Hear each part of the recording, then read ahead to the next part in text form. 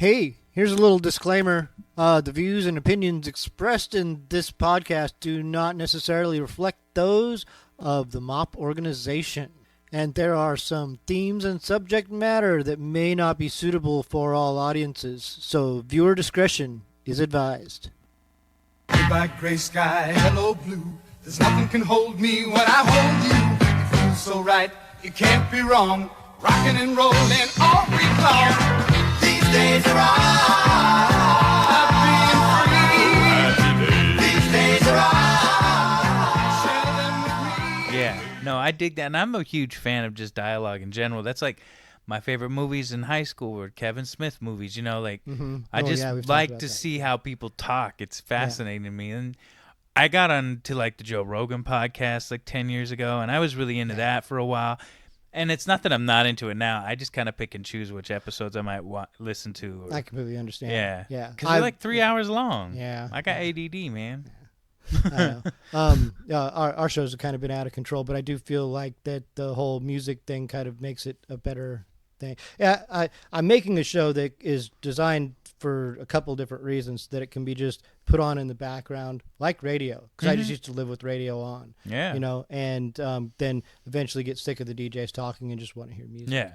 And also I'm doing it specifically to shine a light on music from this general area, you know, that from throughout time, which is what it's been able to do ultimately. And it's rad. I enjoy the shit out of it. Like, because, you know, with anything, especially after doing it for weeks, and I'm just about on a year now, like you can just be like, I don't really want to do this week. And every different aspect of the show I can not want to do, because every different aspect is just boring and tedious. But right. As soon as I get into doing it, I'm like, oh, this is fine. It's super fine. It's simple shit. And the result's always rad. Yeah. I always like the results. So, yeah. That's awesome. No, I think it's great. You know, to see, you know, I was trying to do the podcast when you first contacted me almost a year ago, and you were just kind of getting your feet off the ground. You had a few episodes out, I think, maybe 2 or 3. I can't remember, but It's really early.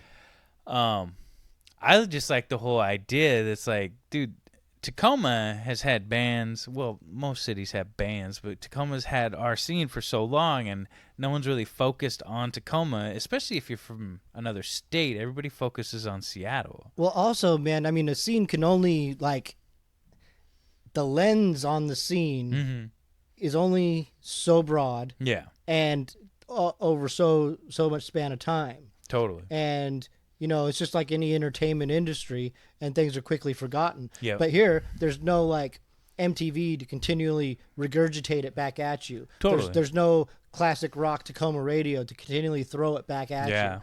And there's so much life in dead bands and dead music. Totally. It's just like all this wealth of entertainment piling up, going to waste. People are forgotten. That sucks. Oh, it totally sucks. Like, we've all had bands that, like, there was a good song in that band. It would be nice for that song to be heard, at least. And when you put that song in a different context, along with a whole bunch of other songs, then it really kind of makes it shine. It's like, you know, you don't know how bad the band's other songs were. Or you know, or something like that. Yeah. No. Well, and that's like, I mean, the case for me and a lot of pop music. Like, I have 2 little girls at home, so we're listening to Taylor Swift. We're listening to Ariana Grande, and I listen intently because I want to see what my kids are listening to, right? Yeah. And for not being a fan of that music, I've found that everybody, maybe not on every record, but everybody has at least one song. Yeah. And that one song, no matter what it is, how it catches you is what makes that song so important. And it's like, I despise Taylor Swift. Yeah. Just like everything about her makes me sick to my stomach. But the girl is talented. Hell yeah. Dude, she is. She's a really talented person. And I've got a couple songs that she's got me with. But, yeah. But I'm not overall. Yeah. So everybody's got something. But for me, being a kid, you know, trying to do something in the 90s hip hop scene and then finding myself in the metal scene and then still trying to like stick my toe back in hip hop. Like, guys, I still rap. And then the whole hip hop scene changed. And when I started putting out demos again and trying to do something in hip hop, I didn't know where to go anymore. And I would talk to people about, yeah, I've done this, this, and this. And they're like, I don't even know what that is. What's the name of that club? When did that? And I'm like, it's gone. It's all gone. Yeah. And because I didn't have a significant set or a song that stuck in anybody's head, no one remembers me at all. Mm-hmm. But they remember, Utterance, because we did something. Fury 161, even though we never put a record out, we had a couple songs. People were like, oh, I remember that. They had that. And when I was trying to do things in the 90s, I didn't get anything that stuck because, number one, I was broke. I couldn't put anything out. I tried putting out my own demos, and they sounded like shit. Yeah, yeah. I might have gotten funding from some guy that said he was a record label a couple times, and right? There was also no outlets, man. Nothing in the 90s. I was hustling out of my backpack. Yeah. Yeah, I had a backpack full of tapes or CDs, depending on the era. All the rap that I ever got in the 90s was on a bus. Some dude on a bus. Yeah, right? Or something, yeah. Yeah, I remember as a kid going from Bremerton to Seattle on a ferry and standing in Pioneer Square with a backpack full of tapes. Nice. Trying to rap to people, and they just kept walking by. I probably thought I was some homeless kid. Yeah, well,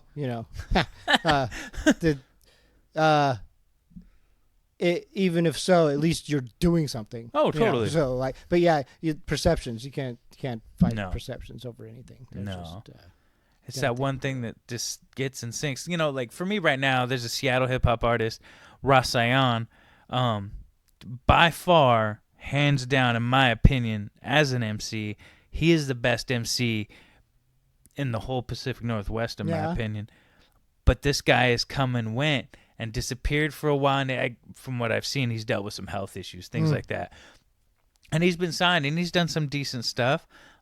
He kind of came up with the Blue Scholars and Macklemore and that Seattle kind of hip hop group that were trying to do things in the early 2000s, mid 2000s. But now Common Market's back, and he's doing his thing, and it's funny because of what he did and those little songs that he put out. Even if people forgot about him, Common Market comes back, and they're like, "Oh wait, that's that group that did that one thing." And it's and I've had some of that with Utterance. We do these reunion shows, and no, we're not gonna pull in hundreds of people like we might have at one time, but 30 some people show up and they lose their goddamn minds over us. It's pretty cool because they're like, oh, I remember Utterance. They had that song 25. Well, also it's something like that if you guys got back together to do a year or two worth of shows and recordings and stuff like that, you're still in the public consciousness, right? You can and these are things that can be referenced and point to. You're not out of the loop.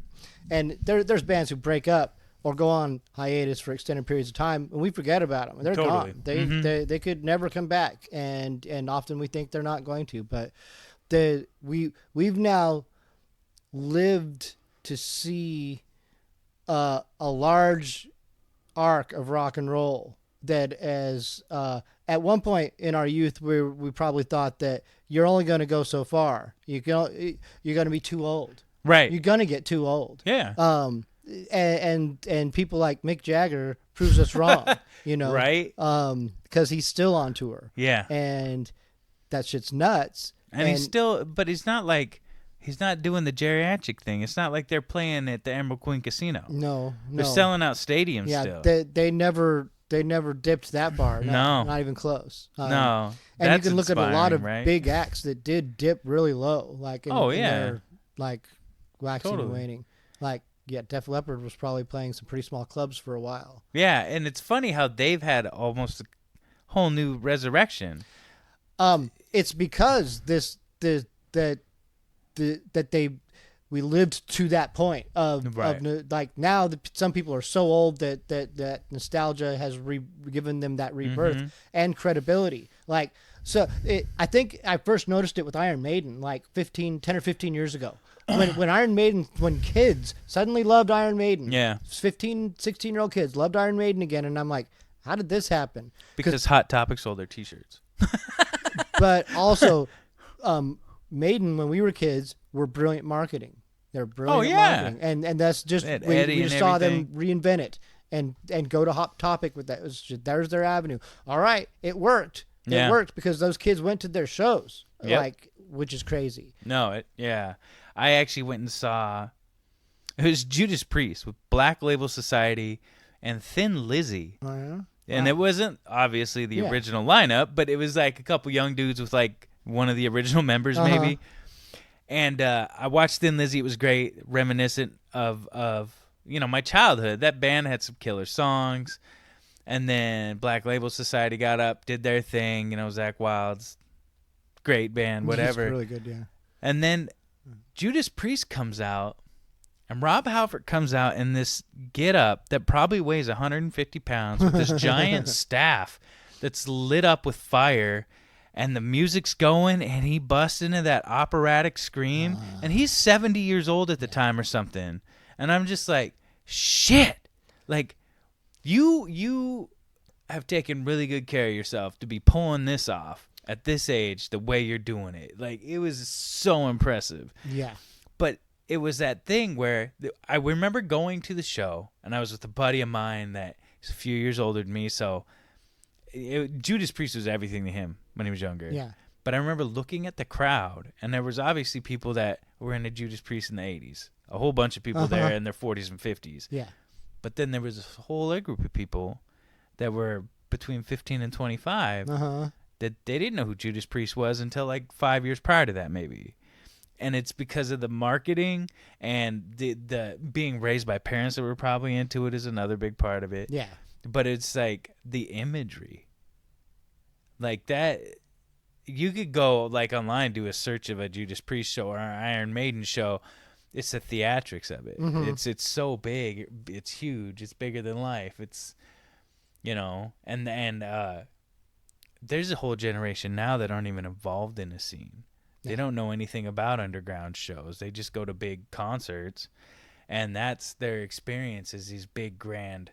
And when they're looking for the best and biggest, bands like Judas Priest are going to pop up. Bands, Iron Maiden are going to pop up.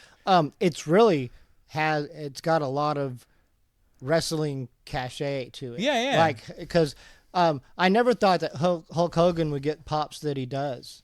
Still to this day. But Hulk Hogan is Elvis, man. Yeah. He just like when he comes out, and it's very much like The Rock too. They're just captivating people. They're just powerful performers. And the same goes with someone like Halford, who has played a million shows, man. Like he knows how to make a crowd move. Yeah. He's probably more comfortable on stage than off. I mean, when you create that life and you've done it so much, and your comfort zone is there. Yeah. No, that was just really inspiring to be like, dude, you don't have to like hurry up, get famous so you can get your time in. Like, you can take your time and not necessarily be the biggest at all times, but like Judas Priest, or another big one is Slayer, or even like there's this weird cult following of people that are into Sabbath but only the Dio years. It's like that kind of stuff. Those guys didn't go out, press themselves to be like, hey, we got to be bigger than what we did last time. It's like, no, we just need to make sure that these core fans that have always loved us continue to love us forever. Slayer never changed how they sounded. No. Nope. Yeah, of course they had better quality recordings at sometimes, and they had a different drummer for a while, but it's still, you hear that guitar, you're like, oh, that's Slayer. Yeah. You know what I mean? And that audience, those guys would die for Slayer. Yes. They're scary people, to be honest with you. Some of those Slayer fans, I grew up with them. I was a pretty hardcore Slayer fan for a while. Yeah. I got this. This also might have been a story I mentioned before, though. But with Ozzy growing up, because I loved Ozzy. Right. I mean, he was the guy, and another great performer too. Yeah. Especially in the early '80s. Well, see, I never caught him perform in when I was young. Yeah. Well, unfortunately, I missed a couple different opportunities to do that, and then grew out of it. And then in the '90s, I was caught up with my own thing and didn't follow Ozzy too closely. And it wasn't until late '90s, Ozfest, first or second Ozfest, probably the second one, I got a chance to go, and I was like, why not? I'll go see it. Yeah. And it's going to probably be the last chance I'll ever have to see Ozzy, because this was like 98 or 96 or something. I was like, he's got to die or retire soon. Which is crazy, right? Yeah.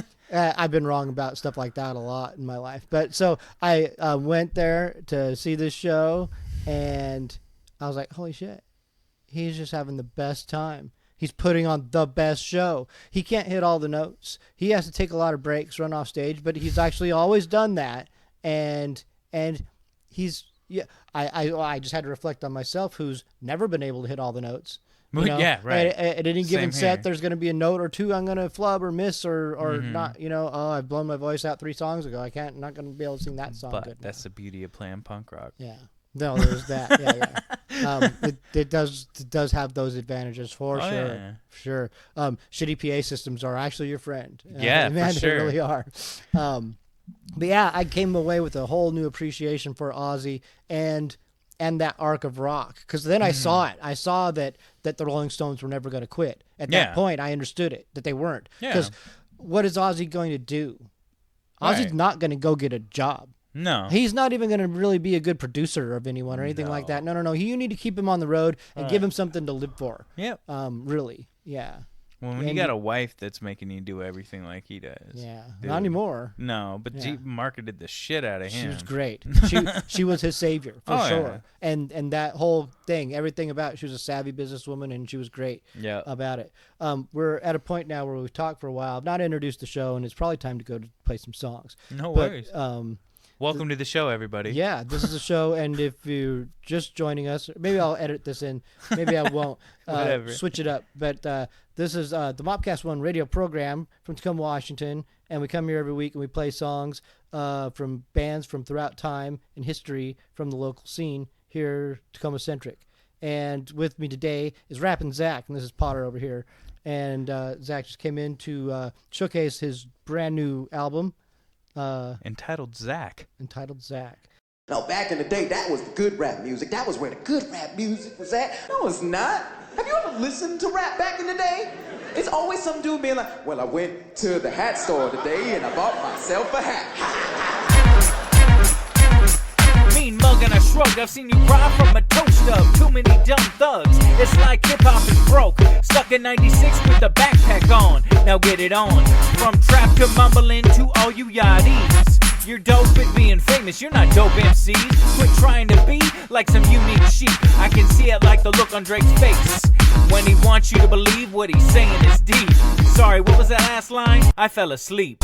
No freestyle, I got daughters to feed. Any contribution is welcome indeed. I need Miracle Grow to grow these seeds. So please, email me, I would like 100 G's. I'll sell you my copy of Criminal Minded by the group known as BDP. Come on, I went to the hat store to buy myself a hat. And now I'm going to keep my hat, because that's where it's at. I'm staying true to the culture I love and the music we call rap. You ain't never gonna be an MC, but you're dope at being famous for folk rap. Old school rap and dope rhyme schemes. B-boys here to make some ladies scream. Got scraped from the top with the rest of the cream. You wanna battle? Then start mic checking. You should let me write your rhymes. At least that way I might feel threatened. Screaming like white trash with an alien probe. You're standing here shaking your mullet, holding a Michelob. I have you looking at me like fat white girls with cornrows in the trailer park saying, oh hell no. Looking at me kinda gross with a pierced tongue and clip that would match your nose. Ha, did you hear it? Well, catch the spirit, cause L-I-L to me means lame inspired lyrics. About to body these kids, cause I am C. Come on, I went to the hat store to buy myself a hat. And now I'm going to keep my hat, because that's where it's at. I'm staying true to the culture I love and the music we call rap. You ain't never gonna be an MC, but you're dope at being famous for folk rap. Just a little disclaimer, I want everybody to know that I'm all about that peace. I don't wish harm physically on anybody, but all you young dudes that are out there rapping, and all you trap mumble dudes, I have no beef with you.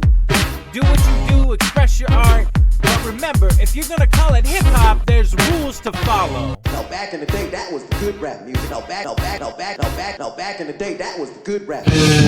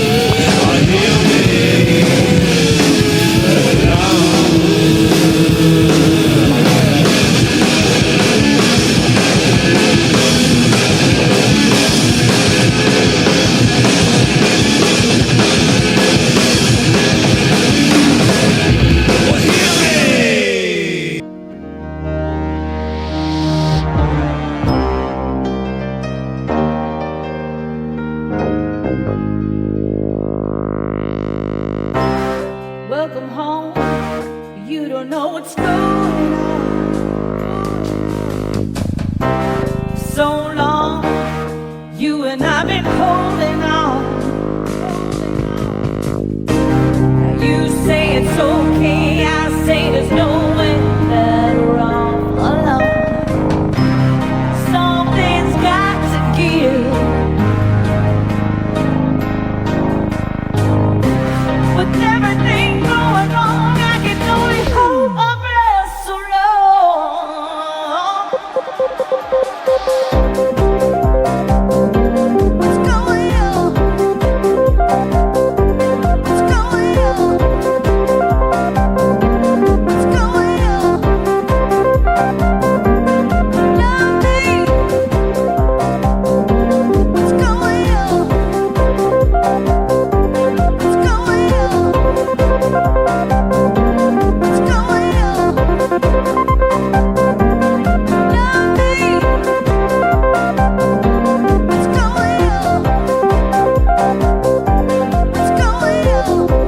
What's going on? What's going on?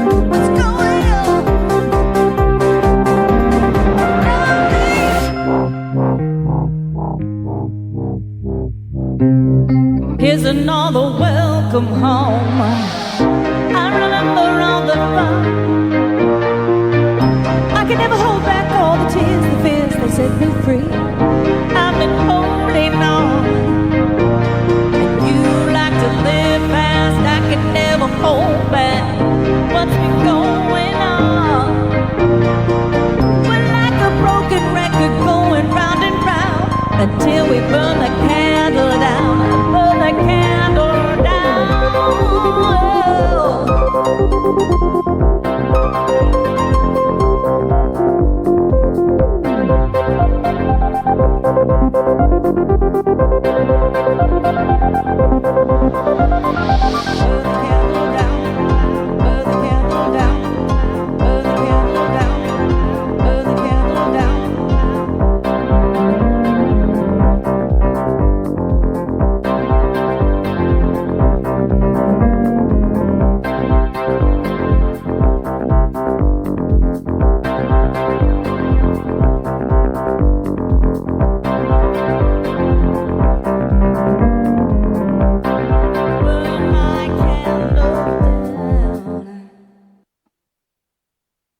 Now, it in my following the saga of this record, I feel like it's had a few different names. Yes. At least two more. Yeah. other names. So, well, there was originally I started working on, okay, this album was written and put together within the last 6-7 months maybe. Mm-hmm. But I've been trying to put this record together for 4 years now, and I probably have 500 songs that I've written and recorded. That's right. And originally, there was going to be a record coming out called Cartoons for Eyelids. Uh-huh. And that didn't happen. I ended up having another kid. And that put things on hiatus for a minute. And then I came back, I matured, I started raising kids. I was still writing like crazy, and I was like, okay, now I'm going to do it. And it was going to be the Rap Dad, you know? So I had everything going together. I had some really deep songs to the point where my wife is like, are you sure you want people to know that much? And I was like, man, I don't know, why not? But then when I started to kind of hint at the record and kind of start pushing it, that was the first time me and you met up. I said 2019 Rap Dad, something hashtag on Twitter, and this guy liked it, and I was like, who's this dude? And I went and checked him out, and he has a book that was published in 2015 called Rap Dad. Oh, yeah? Yeah, and I was like, So I looked into that, and he owns the rights to the name. So I was like, shit, what am I going to do? And I don't even know who it was. I think it was somebody at work. I'm a hairdresser, so I talk to a lot of people, but somebody's like, why don't you just call it Rappin Zack? And I was like, man. And I was like, you know what? No. Why don't I call it Zack? Janet Jackson did it. She did Janet. Yep. I even went as far as thinking of doing the album cover with my shirt off and having somebody hold, but, you know, whatever. That photo popped up somewhere, which I need to find. I thought my wife took that photo, and somebody online was like, I think I took that photo at a show in Eugene. I was like, oh, shit. Oh. So I need to hunt that guy down. Photo credits are hard, man. Yeah. Like, you know, and I've got so many mystery photos from my life that it just, it kind of bothers me. Yeah, no, there's a lot out there. Yeah, at this point in time, people they want credit for it. Right. But that whole record, Zack, it's me. I did the artwork up to look like an old vinyl. Because I was raised on 70s rock and roll and blues. And then I was introduced to punk rock and hip hop in the 80s and metal. That is a hip hop record in its purest form, in my opinion. And it's very reminiscent of everything from the 80s and 90s that I miss. Some of you new cats might take it as a quote unquote diss record. It's not, but if you take it that way, come at me. I'm cool. We can battle it out. It's fun. Yeah. But yeah, that's the record, and I'm stoked. It comes out officially on the 17th. There's some pre-sales on the 30th of this month, 8/30/2019 on iTunes. You just go look up Rappin Zack. So this episode, it's not being released this week. Right. I think not this Friday, but next Friday. Okay. So yeah, and when this drops, you'll be able to go do the pre-sale if you're interested in checking me out. But I really appreciate you having me back on. I know we tried to do this one other time. We had some technical difficulties. We did, yeah. We almost had another series of technical difficulties. Yours, we're not the only technical difficulties that I've had so far. Good. Yours wasn't the only lost episode. When I had my podcast for that short period of time, we released 10 episodes. We probably had 30. Yeah. So I get it. Yeah. Chris and I have lost at least 2. Yeah. That we had to redo entirely, which was fine, actually. And at this point, it's become really pretty casual and easy to do. I mean, I don't, like you were talking about topics, before. Yeah. I don't put any pressure of topics on myself, which sometimes I find myself really having nothing to talk about. I really don't. I mean, it's easy enough to just draw from like, oh, there's a story from my life I can tell, or talk about one of the bands, and that is the fallback of the show, is that we can talk about music, right? Like all the time. Yeah. It's I try not to pat myself on the back too much, but it was such a simple and easy to execute thing. This show, I'm surprised that no one does it. It's funny because I am too. I'm very surprised no one does it. or has thought of it, because you were talking earlier, I don't know if we recorded that or not, but you were talking earlier about how this could be something played in the background, almost like an old radio show, like when you listen to the radio. And I do that at home with this show. That's great. So much to where I've heard shit, and I'll be like, "Go, that band is really good." Yeah. And I'll have to go back and scramble back because I'm like, "Who was that? What did?" That makes me feel good because that's exactly why I make the show and what I experienced too. Making it I'm because and it could be something from 20, 40 years ago or like a couple years ago, but like I'm always amazed. Yeah. I'm just fucking always amazed. And it's like, and I don't go to shows very much, but I really want to go and see some more shows. Like I'm really anxious to go and see a few things now. Yeah. I just made a pact with my best friend who, seriously, we've been to hundreds and hundreds of shows, not just the shows I've played, but we would go see local bands or bands on tour or big shows. And we just were like, we're in our 40s now. I was like, dude, why can't we go to a show once a month? Yeah. Like, it's stupid that we don't. We just took his son to his first concert. We went and saw Nas and AZ, which was, for me, cool and nostalgic because it was the 25th anniversary of his first record. And I was like, was it really that long ago? Yeah. And it was the first time I went to a show where most of the people were my age. Yeah. And I was like, wow. Like, I guess I've arrived to that age where,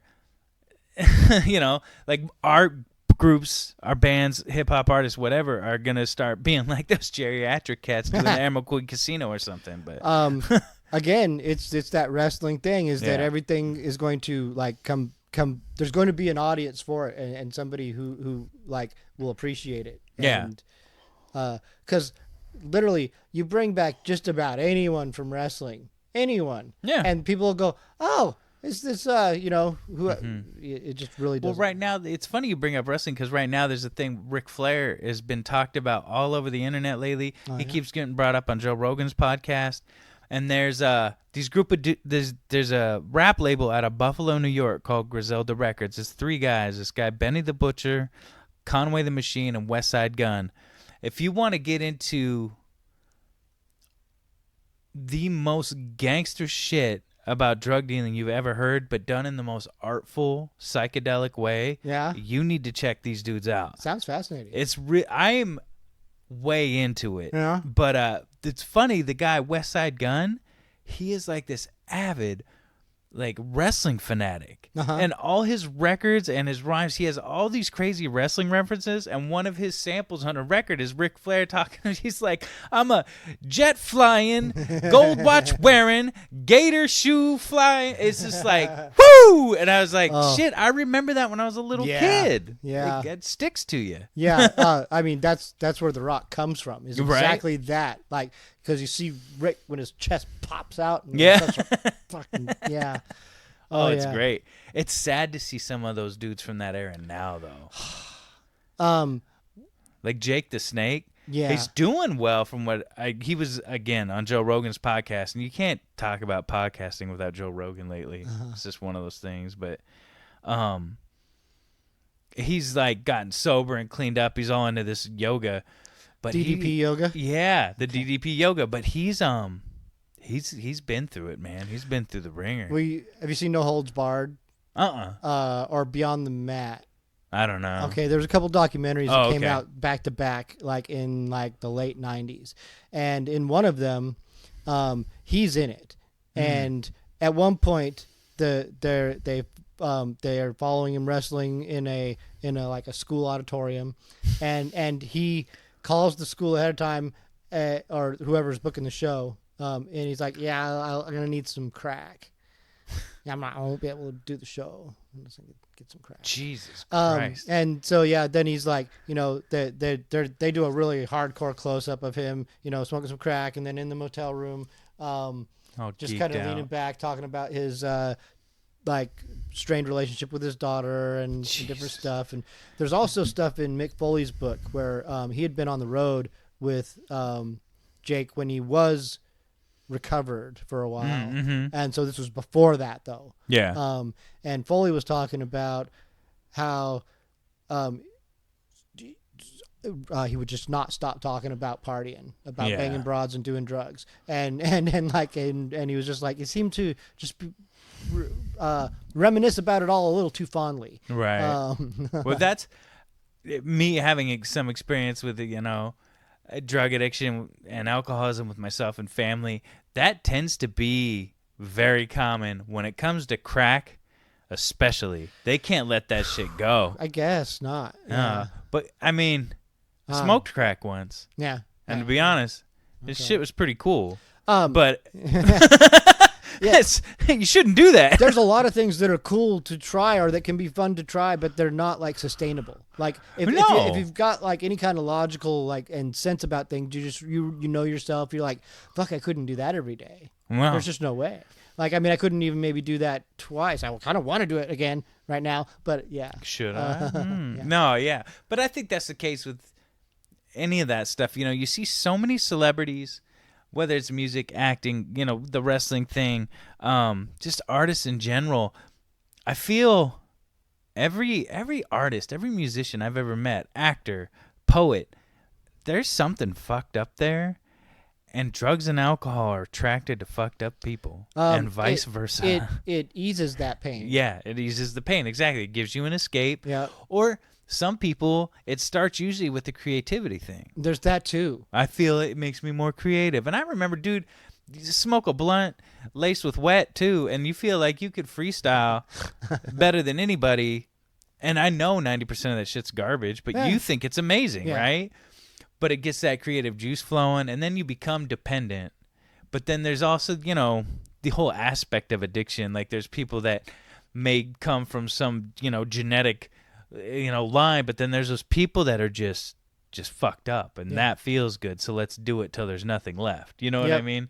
And you see it all throughout the music industry, heavy acting, even just the theater people, man. Like these little local theater people love popping pills. It's man. a go world, man. You just gotta it's compete. Is there someone out there who's gonna do your job better? Who's just gunning for it? They're younger, they're smarter, they're better looking, they're more fit.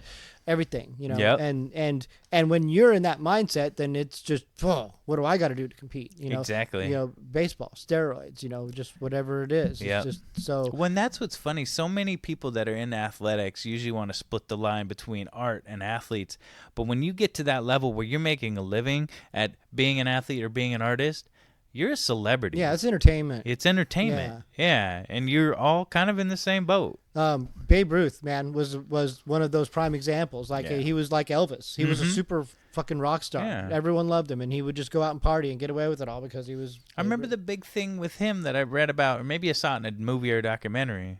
I can't remember, but there was the fact that he was one of the first people. He was being paid more than the president. Exactly. Yes. I mean, that was huge back then, right? Yep. And when asked about it, he's like, "Well, I had a better year than him." Yeah, right. Yeah, that's pretty clever. He was actually sharp. He can kind of be portrayed as somewhat dim-witted, but he just partied a lot and was a little slow because he had a buzz. But he wasn't stupid. Dude, Babe Ruth pitched for the fucking Red Sox. Like, he was a pitcher first. Oh, was he really? He was a pitcher that pitched a no-hitter in a World Series. I had no idea. He was fucking amazing. And actually, the Red Sox curse stems from trading Babe Ruth to the Yankees. Like, their whole curse came from that. And because he was the promise of the Red Sox, he was going to be the thing that slayed the Yankees. Wow. Yeah, it was. There's a lot to that. I watched the Ken Burns baseball documentary a lot because I'm fascinated by it. It's so much history. Just it's rich with history, not just baseball, but baseball is so entwined with America. And if we're talking about what's good about America at its essence, it's kind of tied intrinsically to baseball. It really is. It's like, because it's a bunch of people working together as a team, and it's a group of people learning to communicate on that team together. And that's what it did for America. Right. It helped us communicate and work together and heal, like after the Civil War, for instance. It took a long time for it to become fully integrated with, but see, that's the thing. Okay, so it was spawned and coming out of the Civil War. And even though the Civil War was over and the slaves were free, they were not free people, and they didn't have equal rights. No. And it took a long time to get equal rights. And so baseball as an entity, this is paralleling this all the way until Jackie Robinson eventually gets to play baseball in 1927. That's right. Yeah. And it's so revealing about the country, like how it was, but also how it emerged and how black baseball also emerged in tandem with it. And well, it's because they had their own league too. Yeah, like and it was a big league. Yeah, it was huge. It was well attended. Like you can see on that documentary, just whole state, because they would play in the same stadiums. Yeah, you know, just different days. And so ridiculous. Man. It is. But here's the thing: is that okay? I'll use Jackie Robinson as the example. When Jackie Robinson came in for 3 years, he had a kind of moratorium where he couldn't like fight back. The coach said, just don't react. Yeah. They're going to call you this. They're going to call you that. They're going to throw stuff. They're going to spit on you. You can't react. Right. You're going to have to give it a while. 3 years. This is the deal. And he had 3 years where he just kept his head down. Yeah. And he just played ball. And after 3 years, he was allowed to talk. But the whole thing is that just by being there, after being there for a while, then more came. You know, Willie Mays and all these other guys started coming in, Satchel Paige, and after that 3 years, after people, they were now on the national stage, and white people couldn't deny that they were just people. Yeah, they were able to compete on their level or better. Yeah, exactly. It forced an issue that America needed to have forced, like by putting it on the biggest stage there was, which was baseball. It really, So it just turned some screws, and it's really great. It really is. No, it is great. There's a lot of things that still never completely were fixed, but there's a lot of things that have always been wrong with this country and never been fixed. I don't think it's going to be fixed anytime soon, which is unfortunate, but things can get better. Well, right? I kind of look at this as a counterpoint to Jackie Robinson, as the president that we got is turning screws the other way. And it's like really far the other way. It's like turning them back. Yeah. And it's just like, oh, okay. So now it's creating a tension. That tension's got to give. Like, it's going to come to a head. It's going to like we might live to see some shit in our life. I did, no doubt in my mind that we'll see some shit. You know, it was just 5 years ago. I remember having a conversation with somebody, and they were getting irritated. This is an older man, and he's like, you know, his daughter was marrying a black person. Yeah. Someone of African American descent. Now, I was raised to never recognize people by color. My mom was this old hippie, and if I black Chris down the street, and she's like, who? I'm like, Chris, the black kid down the street, and she's like, no, his name is Christopher. Yeah. And okay, I never got away with doing that, to where it became this thing to where, in any random conversation, I would talk about people, and when they showed up, sometimes people would come to me and be like, you didn't tell me they weren't white. And I'm like, what? Does that matter? It's like, what the fuck is wrong with you people?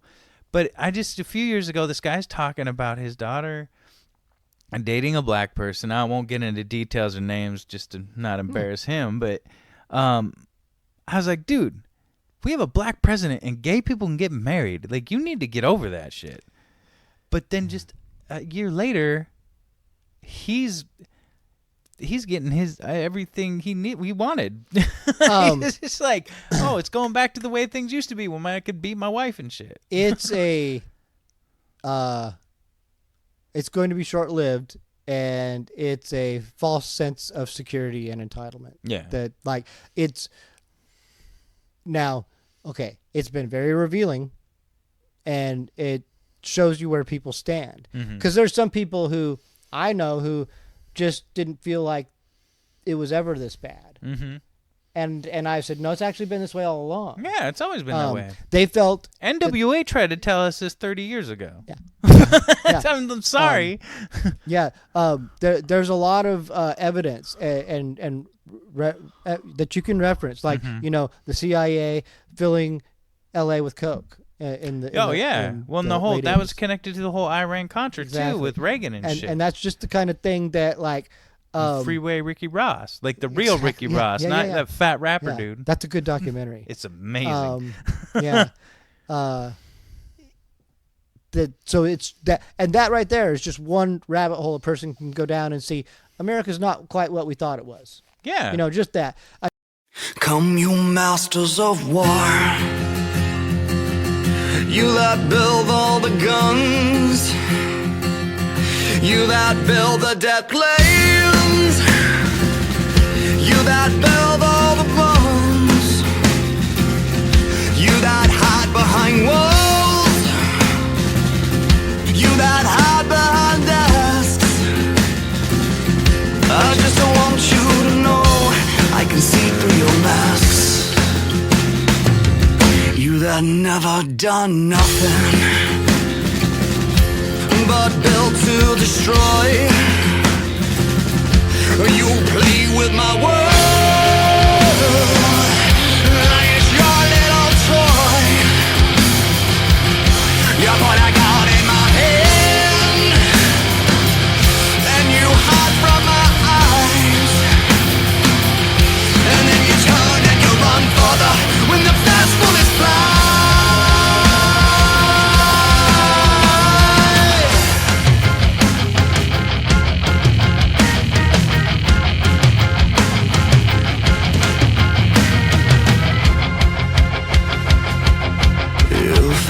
All the triggers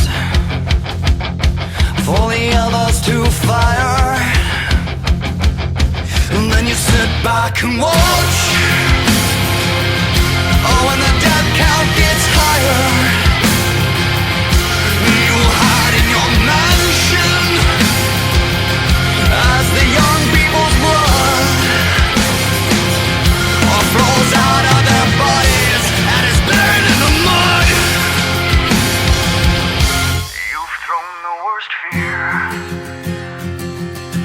That can never be held. Fear to bring children into the world, or for threatening my baby, unborn and unnamed. You only want the blood that runs in your veins.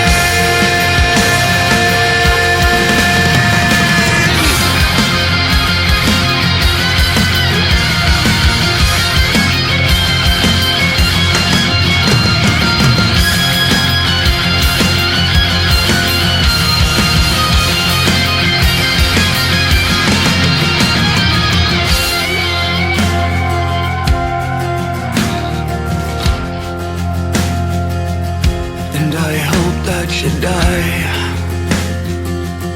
and your death will come soon, and then I'll follow your casket on a pale afternoon, and then I'll watch while you're lowered down to your deathbed, and then I'll stand over your grave till I'm sure that you're dead. I'm sure that you're dead.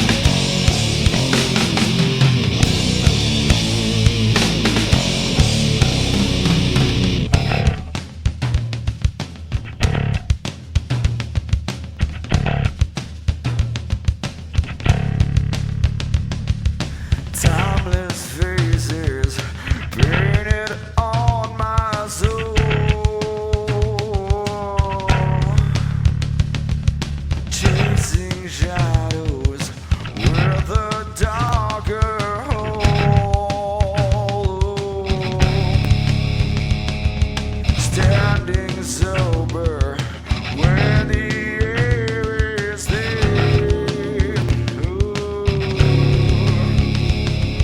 Treading forgiveness and breathing sin. Nothing is gonna clear my conscience. Nothing is gonna tie me down. Nothing is gonna clear my conscience. Nothing's gonna tie me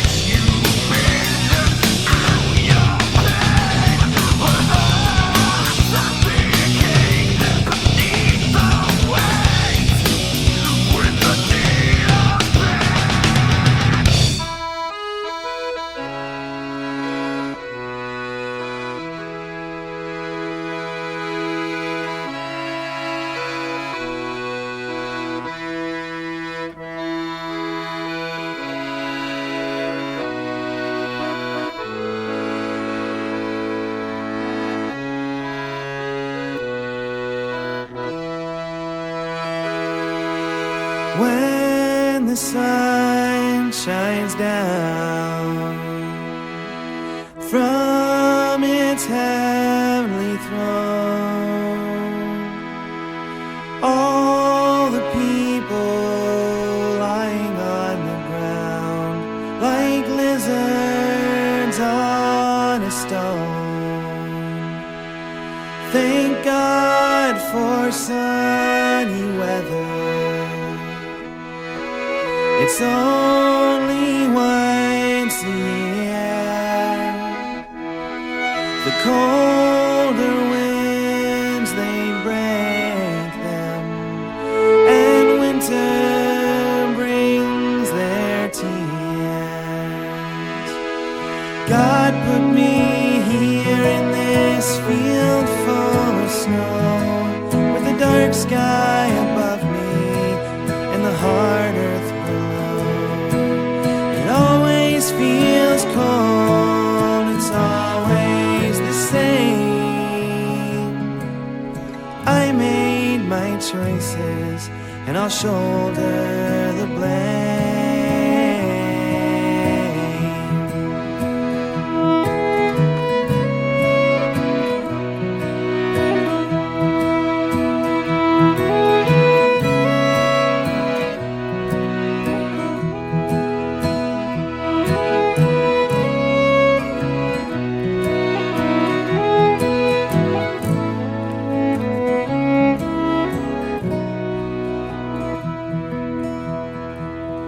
I'm standing in this field.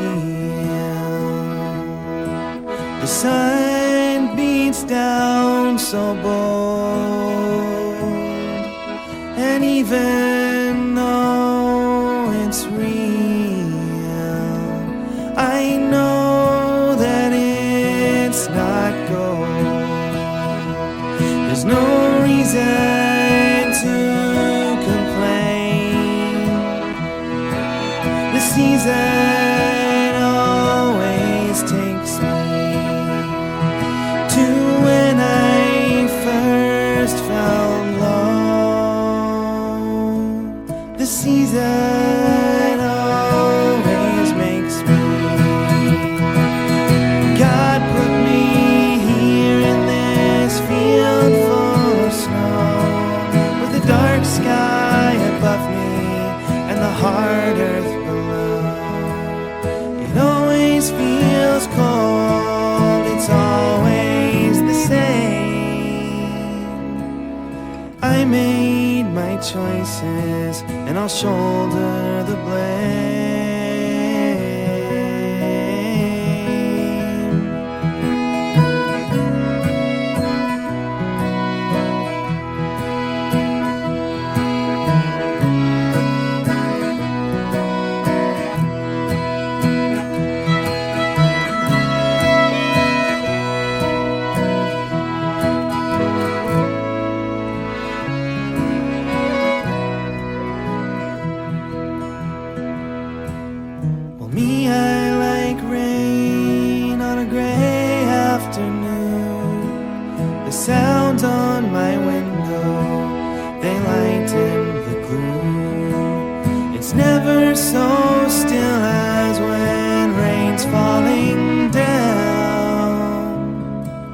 the silence and darkness, they steal old souls' crown.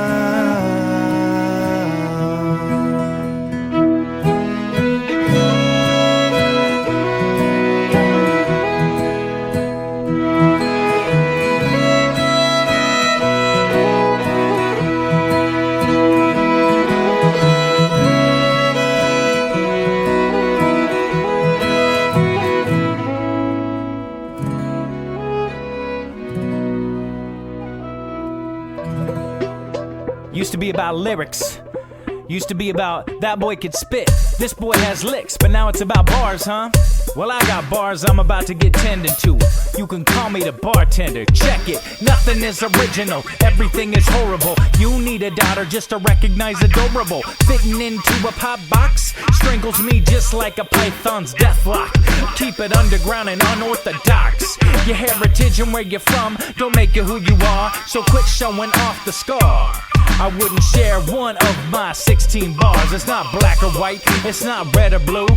The world wants to hurt you. We got rednecks everywhere, bearing arms like Larry the Cable Guy shirts do. I know what the future has in store. That's why my escape plan consists of a Dillinger that comes hardcore. I will betray the world when it turns highfalutin with some high salutes.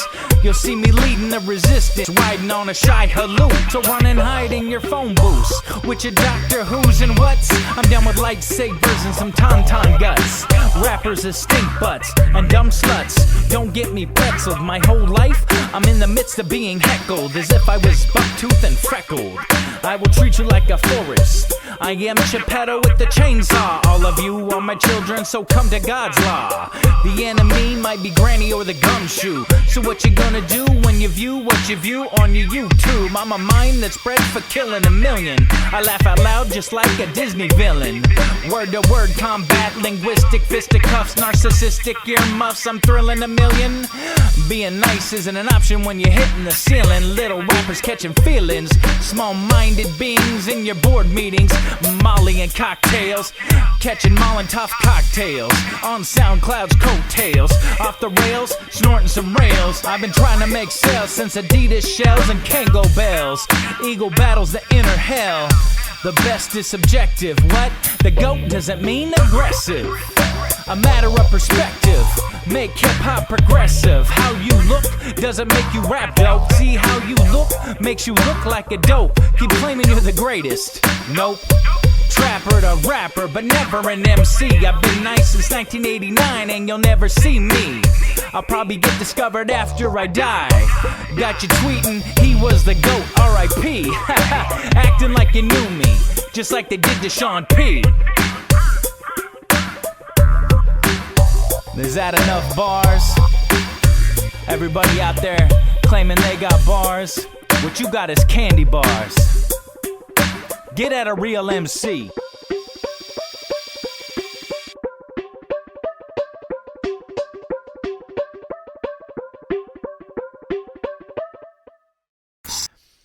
When I was a kid, it was, there was just a working class, and I grew up in a Navy town. Everybody was mixed. We just hung out. We never thought about that, but it wasn't until I started, like, when I moved from the Silverdale and Bremerton area over to, like, Federal Way, Tacoma, Seattle areas, I started seeing segregation. Mm-hmm. And not that it was purposely like, hey, if you're this, you got to go here, this or here. But I remember going to the lunchroom from my first day at school, not knowing anybody, and being a B-boy and an MC, I see a bunch of kids breaking in the common area. Uh-huh. And I'm like, yo, that's my people. Yeah. I'm going to go over there and say what's up. And I go over there, and it wasn't that I would just because I was white, but it's like they didn't know me and I was white. Uh-huh. And they're like, what's up? Yeah. I was like, yo, I break. And they're looking at me like, okay, what you got? I was just like, they were really like hesitant, right? Uh-huh. And it took a minute to get in there and warm up to everybody. But if that happened where I grew up, it's just like you would have such a mixed group of people. Like you could have a one-armed kid that was the best football player. You know what I mean? It was just like we never really questioned anything because everybody did everything. And if you sucked, it's fine. You can still hang out. It's just, but I came out here and I saw the separation in cultures, and that's for the first time where I was really like exposed to, because I was hip hop from head to toe, but I grew up also listening to like the Dead Kennedys and Black Flag and Minor Threat and the Dead Milkmen, and those bands were around, they were present. I enjoyed their music as well. Metallica, Anthrax, Wasp, shit like that was very much a part of my childhood. So to say that I'm so hip hop I can't listen to that was just ridiculous. Yeah. But I remember like it took me a minute coming from where I was at to here and being like, yo, I'm an MC, I'm hip hop, and they're like, okay, white boy, well, just wait your turn, And then I found like all the skater kids, they were like, you hang out with us. I was like, okay. And then I remember getting taken to like some hardcore shows and seeing Nazis show up to a show. Yeah. And I was just like, what the fuck is this? Like, yo, are we gonna stomp these dudes? And sometimes that happened, but sometimes it was just like, they'll stay over there, we'll stay here. And it was just so weird. I'd never seen that. And that for me was my first eye-opener to where like, this shit does happen everywhere. It's not just like this niche area. It's not just in like North Idaho in the 80s and 90s, It's like there is a little bit of it everywhere. Yes. And it spreads. I hate to say it. 41 years old, I'm white, very middle class. I live in a nice middle-class neighborhood. That alone makes me somebody's enemy. Just from pure hearsay, you know what I mean? Like recognition. And it's like, we're in an era now, like I'm making music right now better than I ever have. Like everything I've ever wanted to do is coming together. And I'm back at this time where I'm coming into groups as like, yo, I'm an MC too. And they're like, okay, white dude. And it's fine because I know where my place is. Like, to me, we're all guests in music. Yeah.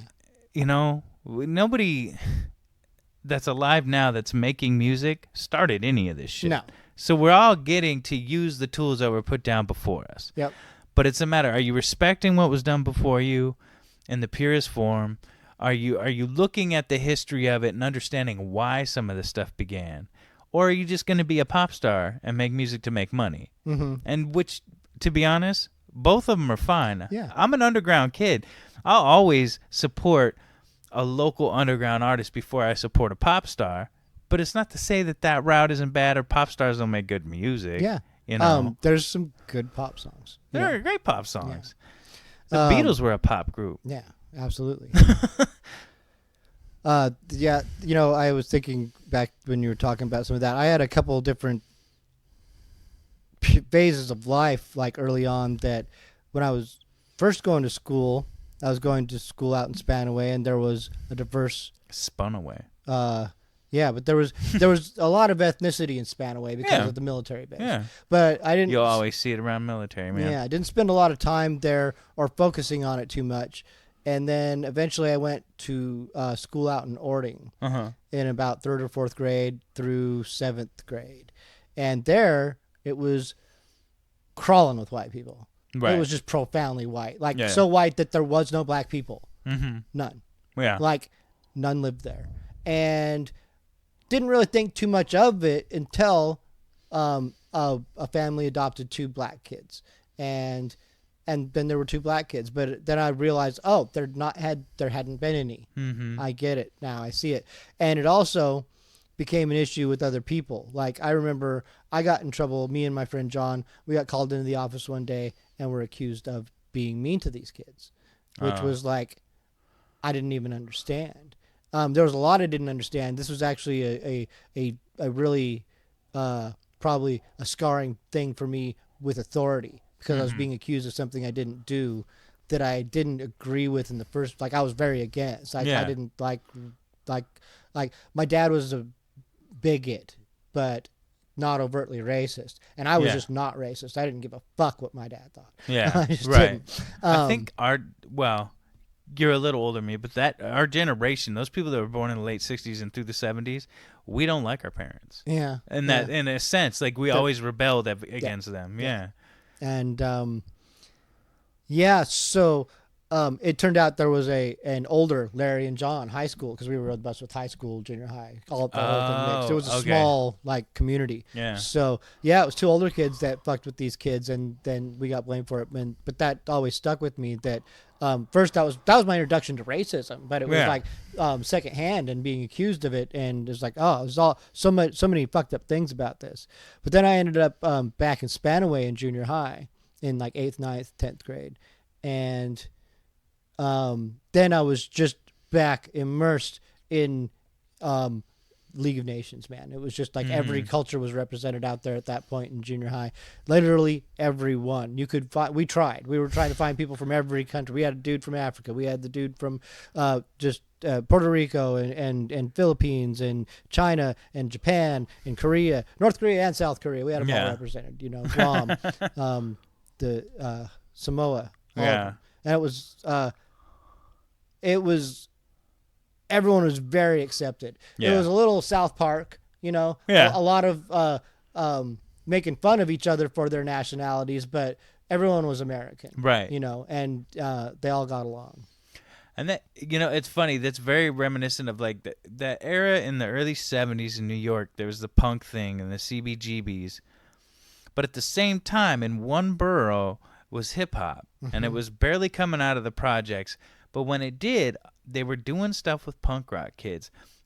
And it's funny, New York, especially back then, was very segregated. Like, you had whole neighborhoods of just one ethnicity, right? Yeah. You still do in a lot of sense. But when it came to those two genres of music, everybody was into it. Everybody went. Everybody was participating. And that's why I think I am so passionate about underground music, because we were the nerds, right? We're the nerds. We're the kids that were getting picked on, like the comic book nerds. And, I got it a lot. It just, especially moving out here, being a white kid that was quote unquote immersed in, African-American culture or black culture, or like, I've been called horrible names. And what was funny is like, I always looked at it as like, you're coming at me and trying to hurt me because of this. Now I understand why this was created, because this is not like what happened to me and some of the lashings I've gotten being a white MC, especially in the 90s. I look back and I'm like, man, imagine if I wasn't white. Yeah. It's even worse probably. Like, especially in the beginning. I remember watching Run DMC and Aerosmith on MTV for the first time and being like, yo, Dad, that's that song that you play at parties. My dad, dude, Toys in the Attic was one of the records, man. Yeah, it was a good record. And I was like, that's amazing. And my dad said, that is garbage. And I was like, well, fuck you then. Yeah. So the thing with both punk and rap is the accessibility. Yeah. Like, I mean, it is putting it in your hands immediately. You don't have to know anything. You can walk in knowing nothing, and let's start from there. Yeah. You don't know anything. That's actually even better. Let's figure it out. Yeah. Just start making a noise. Yeah. You don't need to. That's all. That's what you need to know. Yeah. Is find that fucking thing in you that where noise comes out. Right. And that's your sound. And then innovate. It's not progress in some form, fashion. Yeah. You can make that noise. I can make this noise. Let's see what they do together. Most do. Yeah. Most do. No, for sure. I mean, if you look at the old punk scene, especially a lot of the stuff in the late 70s and early 80s, I listen to it and I get this nostalgia and I reminisce and I have this feeling. I hear the words and I hear the song and I'm like, this is awesome. But if you listen to it, it's not well recorded. No. The songs aren't played very well. But it's like, it was meant for you. And I think that's why it was so special. You know what I mean? Like, you hear it and you're like, yeah, it's not as good as, Zeppelin. It's not being as played as well as, like Eric Clapton and Cream. Like, it's not these classic bands that my parents raised me on. Okay, yeah, I get it. These guys are amazing musicians, but I don't relate to that shit. I wasn't born in the 50s. I didn't, I wasn't a part of that whole movement and revolution in the 60s. I was a part of the fuck you, Reagan. Yeah. We're going to do this, So it's just different. On that same token, there's, we go back to like the late 80s and when the alternative scene was really emerging. Here. Yeah. Well, see, that kind of started from like you had REM and Jane's Addiction. College Jane's Addiction rock, really right? kick-started. Yeah. Like Jane's Addiction made it cool to be a rock band again. Like and I'll give you that. Yeah. And then so we had here Soundgarden and bands like that. We had Tad. They weren't. They were punk. Yeah, they wanted to be Led Zeppelin. That was a lot of it. I feel like a lot of those grunge bands were like punk bands and metal bands. Yeah, and then through time they evolved. But I still don't think that Soundgarden ever achieved Led Zeppelin's level of musicianship. I mean, fuck, Jimmy Page was a studio musician for 10 years or something. Yeah, and was in. He was in the Yardbirds. Yeah, yeah. So like, not a lot of the kids from here had those kind of chops. No, but nonetheless, they went on to do some amazing things in music, and music's not. It's definitely not about talent. Talent helps. Yeah, it helps. It does. Yeah, and you can do a lot with talent. You can be a virtuoso, but like, there's a lot of songs by Malmsteen or Steve Vai that's just like, the talent's there. I can't. No. Yeah. I don't care that you can noodle around forever on a guitar. Write a song. Yeah. Yeah. Yeah. I mean, I appreciate the talent. Yeah. I got respect that you can do it because I sure as hell can't do it. But I also think being so obsessed with music, and I'm not a music fan, I'm a music fiend. Like, I am obsessed with music. I get hit up on Twitter every day. A new record dropped. I'm downloading it immediately, and I listen to that whole record in one day. Rarely ever revisit it because the next day there's a new record because I have to know what's going on. I have to hear what these people are saying, what they're doing. How did you play it? What made you think of this? And I'm obsessed. I need to hear stuff. And I've done it so much that I found, I was just the other day, I was like, I like what I like.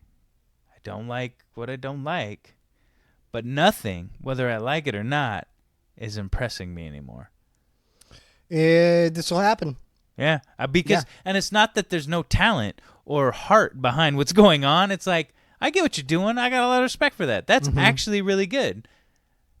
But I've seen something just as good before. Yeah. You know what I mean? Yeah. And I feel like I'm becoming a dick when it comes to music, but it's just one of those things. So, like, for the last year, I've almost exclusively been immersed in local music. Yeah. So, not delving far out of it. There's been a couple of breaks I've had, and I've, got into some pop or something for a week. But mostly just been focused on this. So, and I'm picky about certain things, too. Like, if I'm in a creative phase, like, musically, I'm not listening to other music. Like, I don't want to listen to anything. That's especially local music, if I'm making local music. Yeah. Because I've just been... And it's not that you can't do anything about it sometimes. And, you're in a situation like this, so we practice with other people. I would hear other people. And that's always been happening. As far back as I can remember, bands were being influenced by other bands next door, and they didn't even know it. And it happened all the time.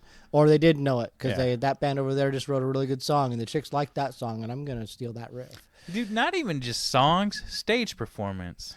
Stage performance, too. I don't want to ever come off egotistical, but I don't know how many times, and I was talking to a good friend of mine about this that was in a band with me, and I was like, dude, have you ever watched so-and-so and so-and-so? That dude moves like I do on stage. And he looked at me, and he's like, no, they completely ripped you off. And I'm like, I feel, but it is a compliment, right? I'm not like, oh, you're a fraud, but it's like, I did something that motivated somebody else to try and motivate somebody else. You know what I mean? I look at it as that continuous revelation. Like, keep going with it. Yeah, okay. And then maybe take it and make it your own. Uh-huh. Because the whole thing with underground music for me was we said fuck fashion, because fashion is something society tells you is great. Yeah. We created style, right? Style is something we create for ourselves. Mm-hmm. You know, like, I'm a hairdresser, and for a period of time, everybody's getting the Madman business kind of cuts, but slightly edgy and doing slightly different things, and it was a trend. Well, the trend's gone away. I got one particular guest, it's like he won't let it go, it's his thing, but I'm like, you know what? You've made it yours now. Yeah. You own this. Yeah. And that's what I love, you know, about people that are being honest with what they do. You know what I mean? Mm-hmm. Like, everybody has praise for all these amazing guitar players, right? Everybody, you know, Eddie Van Halen's the greatest guitar player. This guy's the greatest here, and Eric Clapton and Page and dude, they're a dime a dozen almost. Mm-hmm. Amazing guitar players are everywhere. Yeah. And it's funny for me. I have my 2 favorite guitar players in the whole world. Number 1, Billy Gibbons from ZZ Top. It's really good. Because he just writes good songs. Uh-huh. But he does some cool shit on his guitar that if you know nothing about music, you probably never pick that up. Yeah. But it's like, but the second is a friend of mine. And he can play every, like, Rhodes solo ever done on any Ozzy record. He can do any major guitar solo you've ever heard. But you know what else he can do? He can write his own. Yeah. Better. He creates music better than most guitarists. I know so many great guitarists that can play just about anything. And his name is Travis, and he was in a band called Northwest Royale out of Eugene, Oregon. And we toured with those guys quite a bit near the end of Utterance Little Thing. And dude, seriously, like, there's another guy, Shannon Sharp, who was in Suffragage. That guy is an insane guitar player. But it's like, I've seen amazing guitar players where you, like, play this or play this song, and then they can play any song in the world. But it's like, now write a song just as good as that, and they're stuck. Yeah.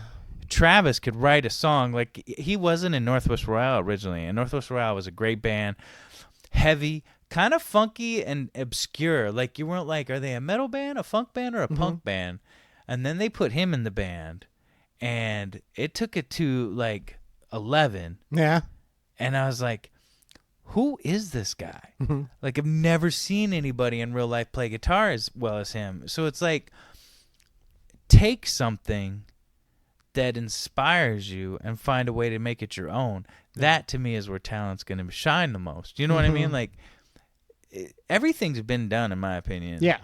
How are you going to do it to make it just yours? Yep. Yeah. And, that my boy Travis, if you ever have the chance, I think I got some Northwest Royale stuff if you ever want to hear them, but look them up online. They got some stuff on iTunes. Listen to the guitar solos. To the average ear, maybe, it's like, oh, that's a really good guitar solo, but listen to it. I don't know if I've ever heard anything like it.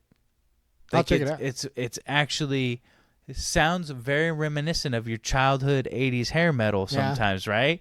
But it's not. It's new. It still sounds new. And it's like, that's the kind of shit that does impress me, and it's rare that I hear it anymore. Yeah.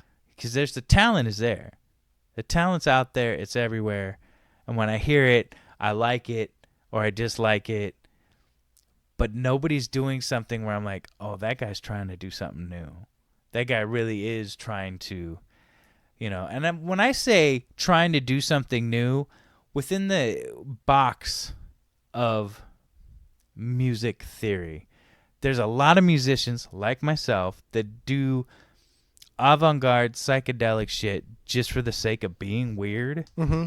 And that's cool. It's fun. And there's talent behind it. But you're not trying to create something new. You're just trying to be a weirdo. And I want all of you artists that do that to start admitting it. Because it's driving me nuts, man. There's always some deeper meaning behind it. It's like, no, you're just being an asshole. Yeah, I very much appreciate the artistic aspects of things and want that conveyed through the stuff I do. At the same time, the pretentious arty thing, I want it to be accessible. And so like I've studied artists. I've studied pop culture throughout history as much as I could, and so a guy like Andy Warhol just gets super frustrating to me. Yeah. It's like you're painting a telephone gold. Shut up. And then the pained delivery and the pretension, dripping with pretension and arrogance is just like. It's because they've created a character that they've become. They're no longer a human being anymore. And that's difficult because beneath the surface, he could be fun. He could be funny. Because there's something that other people are getting to experience that they bring away and tell you. You just don't understand. You don't know him. Of course you don't. Yeah. I don't know who said this, but it's quote. You bring up Andy Warhol. He should have been an Andy Kaufman. You know what I mean? Yeah. Like, he could have been that guy that played a practical joke on the whole world. Yes. And maybe he did. Yeah. Maybe that's his genius. But every time I've seen that guy in like old interviews and stuff, or hear people talk about his art and what he did, so creative and the deeper meaning behind this and that, and I'm like, no, you people are trying to be smart, not art. Yeah. You're trying to act like you're better than me. There were times in his art that I thought he was ripping people off. Like, I was like, that, but I started to appreciate his art over time, very much, some of it. I was like, okay, it's punk. It's punk rock. No, it's punk. And so much of punk started borrowing back from that. But that is really it. It's deconstructing the normal thing and repackaging it and then selling it back to you for more. Right. Well, dude, he did inspire a whole generation of people to create specifically punk. Yes. And hip hop was highly influenced, especially in the graffiti world. Like Fab Five Freddy, the guy that used to host you on MTV Raps, he was a legendary graffiti artist, and he did a tribute to Andy Kaufman, Andy Warhol. He did a whole train in Campbell soup cans. Yeah. Yeah.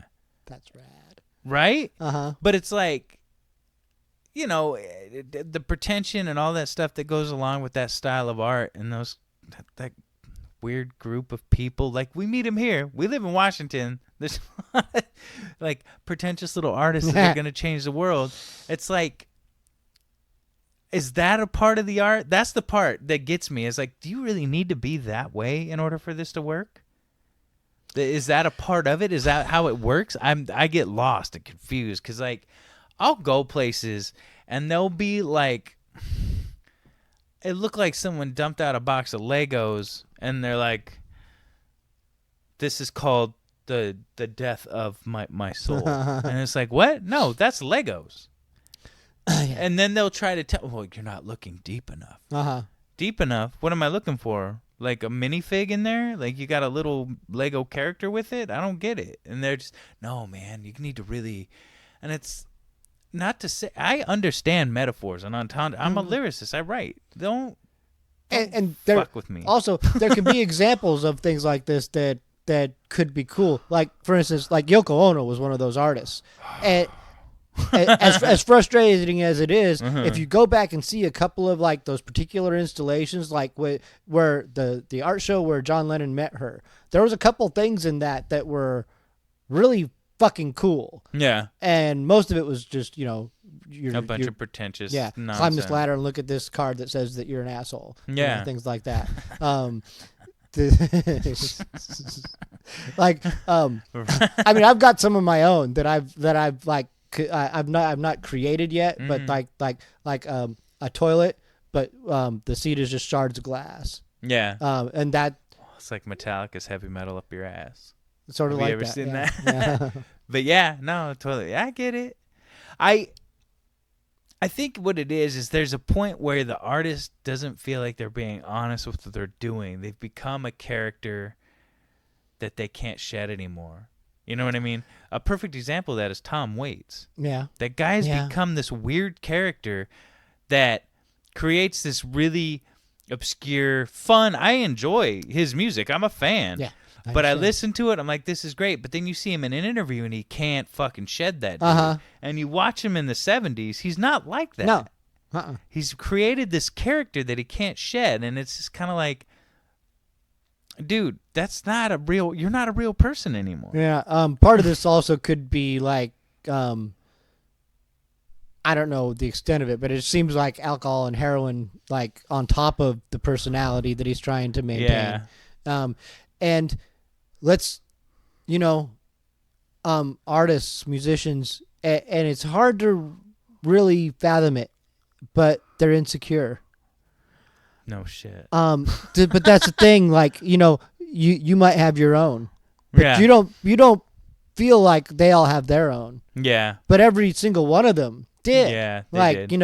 And like at any level, like, so someone like an Elvis is going to walk out on stage is like, my hair looked like shit tonight. My voice was off. My dick was not as big today. I didn't have a hard on, so the girls weren't going to think that I'm as cool. Whatever it is, like, there's going to be something that you're going to be self-conscious about on any level. And like, if like 4 out of 5 or 3 out of 5 or 6 to 10, whatever it is, whatever the ratio is, there's a significant percentage of people that are insecure. It's not just musicians or artists either. It's everyone. Oh, yeah. Everyone in all times. How's my driving right now? Am I just staying in the lane? Right. Whatever the thing is. So that's our camera. Alarm. It's done. Oh. Yeah, camera's done. So yeah, man, we're all contending with this to some degree or another. Even if it's just trivial stuff, like, did I leave the toaster on? Or right. something like that. And this is something that's eating at the back of us, and so we're not as present in the moment and giving our best performance, that we then have to walk away and feel weird about, like, did I give my best performance? I let those people down. They paid money, whatever. Yeah. And what you're getting at, what I'm getting from you is that, like, even, we all deal with that at some point, whether we're artists or working at Subway. Did we do the sandwich well? I hope that person's happy with the made. Or I don't give a fuck about what that guy likes. Yeah. I don't need to work here. But at some point, there's some people, those triggers, those little moments of depression don't ever go away. And I think that triggers some sort of odd narcissism, because that's how I look at some avant-garde, pretentious artists. It's like, you've become a narcissist somewhere. Yeah. Like, you've become this. And it had to stem from some insecurity. So the Buddhist in me definitely wants me to appreciate that person and hopefully be someone that could help, right? Like, I look at these people and I'm like, dude, you're hurt, you're broken. But then in return, they're probably looking at me being like, why are you trying to save the world? What's broken in you? Yeah. It's this ongoing circle. I mean, we could point fingers all day long, right, on why things are the way they are. No, but you're right. And there's layers of these self-defense mechanisms that are in place. Like, okay, I struggled to watch Robin Williams for most of his career. Yeah. Because I saw a dude who was in pain. Oh, yeah. Yeah. And this goes back to, like, I don't know where I saw it and realized this, but it was probably on a talk show where he was probably really coked out. It was probably David Letterman or something, where he was just going. Yeah. He couldn't stop. And I was like, and it was stressing me out. And I started to understand that this is a guy who's, like, hiding a lot of stuff, and his whole comedy is because stems from insecurity. Like, he needs to make people laugh, right, and he needs some validation. Totally. And that makes me uncomfortable because he's so drastically insecure. And I saw this in a lot of people throughout my life. And these are masked cries for help a lot of times. Yeah. And you see it more in stand-up comics than you would anywhere else. Oh, you're not wrong. It's so bad because most stand-up comics come from, well, like most artists, but for some reason with stand-up specifically, the most traumatized lives in some shape or form. They've held on to something in the wrong way and they can't let it go. And Robin Williams was a guy I've watched my whole life with Mork and Mindy, the whole bit. Like, I was a huge fan of his comedy, but he wasn't my favorite comedian. You know what I mean? Like, yeah, he's cool. And then to find out later on, like, his depression and his battles with drugs and alcohol through his career, he was in an interview. He talked about how, like, because he was accused of stealing jokes. Oh, yeah? Yeah. And he said, there was times, I don't know if anything was ever on a special, but doing, warm-ups, just doing sets at like the Comedy Store, showing up at a place and doing a 5-minute set. I guess he got accused of taking somebody's jokes, and he admitted that his anxiety gets so bad when he's on stage that he just says the first thing that comes to his mind sometimes just to get through it, and sometimes it's not his stuff. Yeah. And he's admitted that. But what's funny is, like, from this tragic, broken man, this tragic, broken comedian, for me, came one of the best actors I've ever seen in my life. He's my favorite actor. I don't take any of that away from him, because he was, and I'd see him in a few things. But it was difficult to watch. Yeah. Well, because it's honest. Yeah. He was being a real person. Yeah. He was. Yeah. It hurt you. Yeah. That's the thing, is that it is very real. That manic is very real. It's very real. Yeah. And it's very sad, because that was just a tragedy. I shed a tear that day when they announced, that he had committed suicide, especially. I was like, Jesus, man. Another one, not nearly as famous, but his guy, Neil Giraldo. I think that was his name. Or Greg Giraldo. Greg Giraldo. Another comedian. Yeah. Also, heroin addict, struggling with drugs and alcohol. Hilarious, man. Oh, fuck yeah, he was. Yeah. I remember seeing him on the roast for Larry the Cable Guy. And it was a very revealing roast for him. Like, he was just like, we're roasting a character. He's not even real. Yeah. Like, I'm sleeping in my car eating fucking McDonald's after this, and yep. and yeah. Dude, that Larry the Cable Guy sells out football stadiums. Yeah.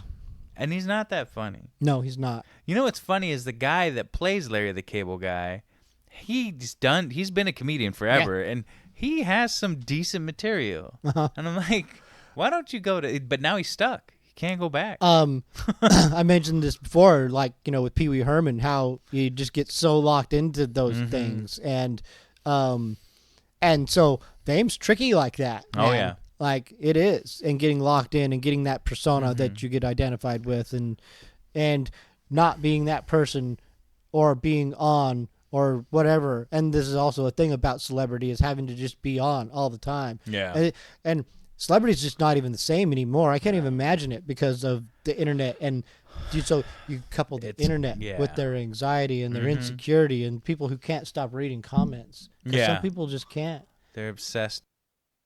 Oh,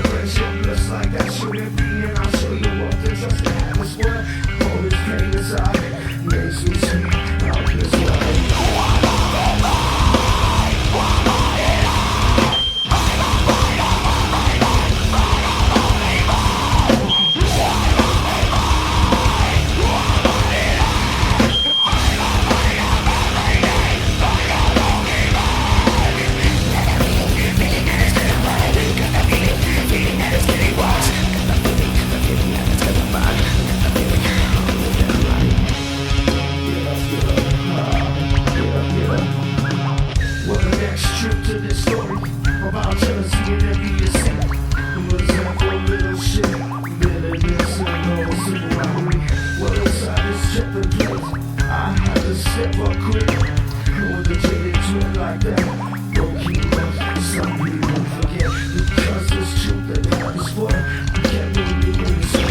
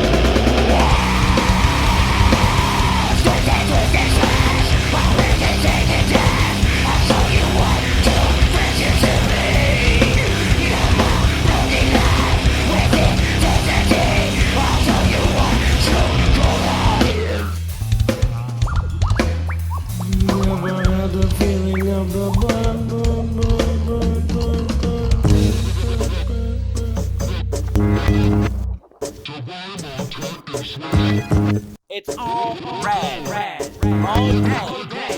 Come on. I spit more magic than Wizards of the Coast. Better than most, pre-present and post. Stay tuned for the sequel that's coming soon. Mouth moves on a stiff body like a Hanna-Barbera cartoon. No retreat, no regret. You rappers ain't straight edge, but you're still a minor threat. You probably don't have a grip on me, but I get traction like the boots on Batman when drawn by Jim Lee. I've seen God, and I still slit throat and make mincemeat as if my last name was Tom. I'm a simple-minded person with an upright spine, and everything I do has to be in for 4 times. While you get handcuffed for being naughty, get your snot box snotty for running into a couple of slick ricks. Now you're singing Lottie Dottie. The way I rap all day, never got to rhyme on tech and sway, so wake up. While I rap all day, while I rap all day, the way I rap all day, never got to rhyme on tech and sway, so wake up. While I rap all day, while I rap all day. I'm a hip-hop cat, not specific to music genre. 86 myself from the drama, after hitting your mama. Damn, this lick is a heater. It's good for you like 8 meters and hot girls and 2-seaters. Most of you rappers need your mouth washed out with soap. Chase it with a little hope, you silly dope. You wanna smash me, go ahead and say I suck. Let's battle, homeboy, I'm pretty dope with some nunchucks. And in every competition I get 2 thumbs up. Don't miss the quote, I'm so hip-hop, word to mother was the first thing that my daughter spoke. I'm so hip-hop that I'm broke. Yeah, I come off a little corny. Not a lot of slang cause I'm white and I'm 40, it's rad. Come on, it's so rad. The way I rap all day, never got to rhyme on tech and sway, so wake up. While I rap all day, while I rap all day, the way I rap all day, never got to rhyme on tech and sway, so wake up.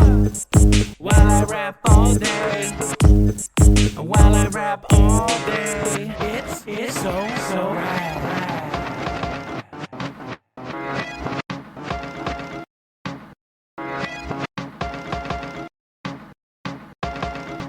It's so rad.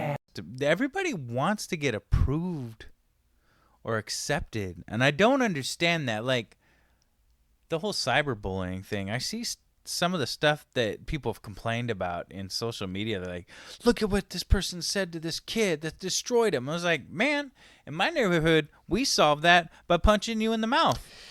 I am absolutely not an advocate for violence, but I do understand its functional component in society at times. Right. And I'm not saying like, oh, he's talking shit, go kick his ass. But It's like, I bet you $2 million that person won't say it to you. It's like this, and I've said this my whole life. They say that violence doesn't solve anything, but it stopped Hitler. It stopped it. Like, and this was a situation where we were given no choice. Someone's given us no choice but to react violently to this situation, and to like, there are going to be people in our society that will pose this threat, and they need to be eliminated because they should not pose a threat to society. I don't advocate violence. I don't like it, but I understand that. And I feel like that a society that moved more swiftly to put a stop to certain things would grow farther away from those things. Right. Like because I feel like things are imprinted in us as a culture. Like there's something about like and I don't remember where I read it, but stuff that gets ingrained in our genes for generations. Like something that scars your great-great-grandparents, like a nuclear bomb that went off sometime in the past that like they're now fucked up because of it, and that gets passed on to their ancestors. And some sort of trauma, some sort of, whenever there's a big boom, they're going to go, whoa, fuck. Something. Interesting. And, no, you're right. I could see that. And so, but if it was then instituted in society where, oh, this person this was a mass shooter, and so they were executed the next day. Like, there's no question that this person committed a crime. There doesn't need to be a trial here. They're on film. Yeah. They admitted it. We caught them. We can execute them. Yeah. You don't ever need to know their name. We're going to do it publicly, though. And I'm not even actually for that, but I just feel like these are solutions. Well, they are things that have put a stop to a specific incident. Yeah. It's unfortunate that has had to come to that.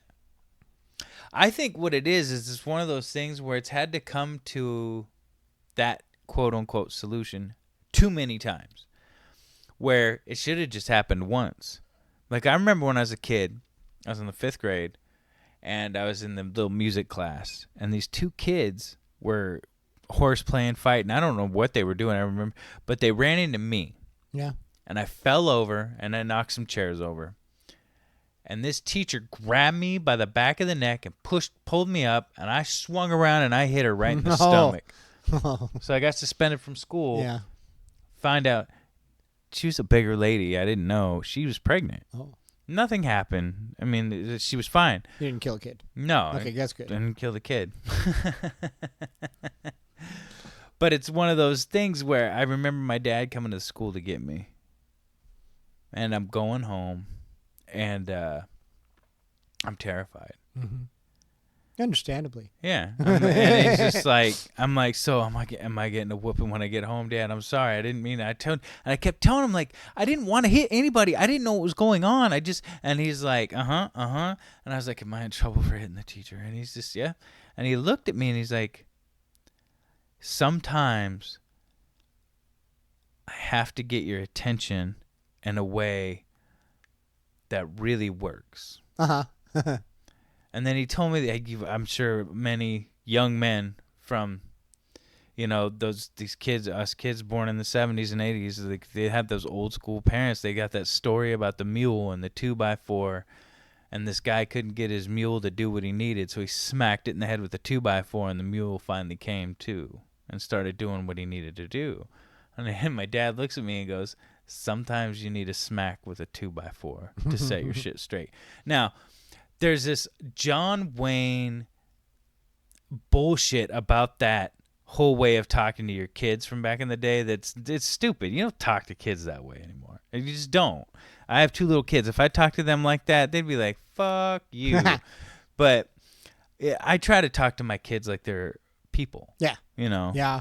But I remember my dad, he whooped me Like, it was, he gave me a spanking that I'll never forget. But you know what? Till this day, I am very aware of my surroundings. And if you come up behind me and grab me, if I'm in a busy, busy place and I feel the aggression of the grip, I am prepared to react violently if needed, but I check. I always look first, and it stems from that moment. Yeah. My dad put a stop to me reacting dumb. Yeah.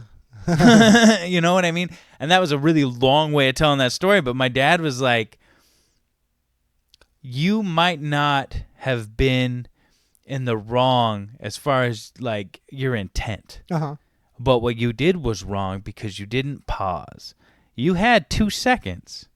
Yeah. She grabbed you and got you to your feet. You could have looked up and saw who it was.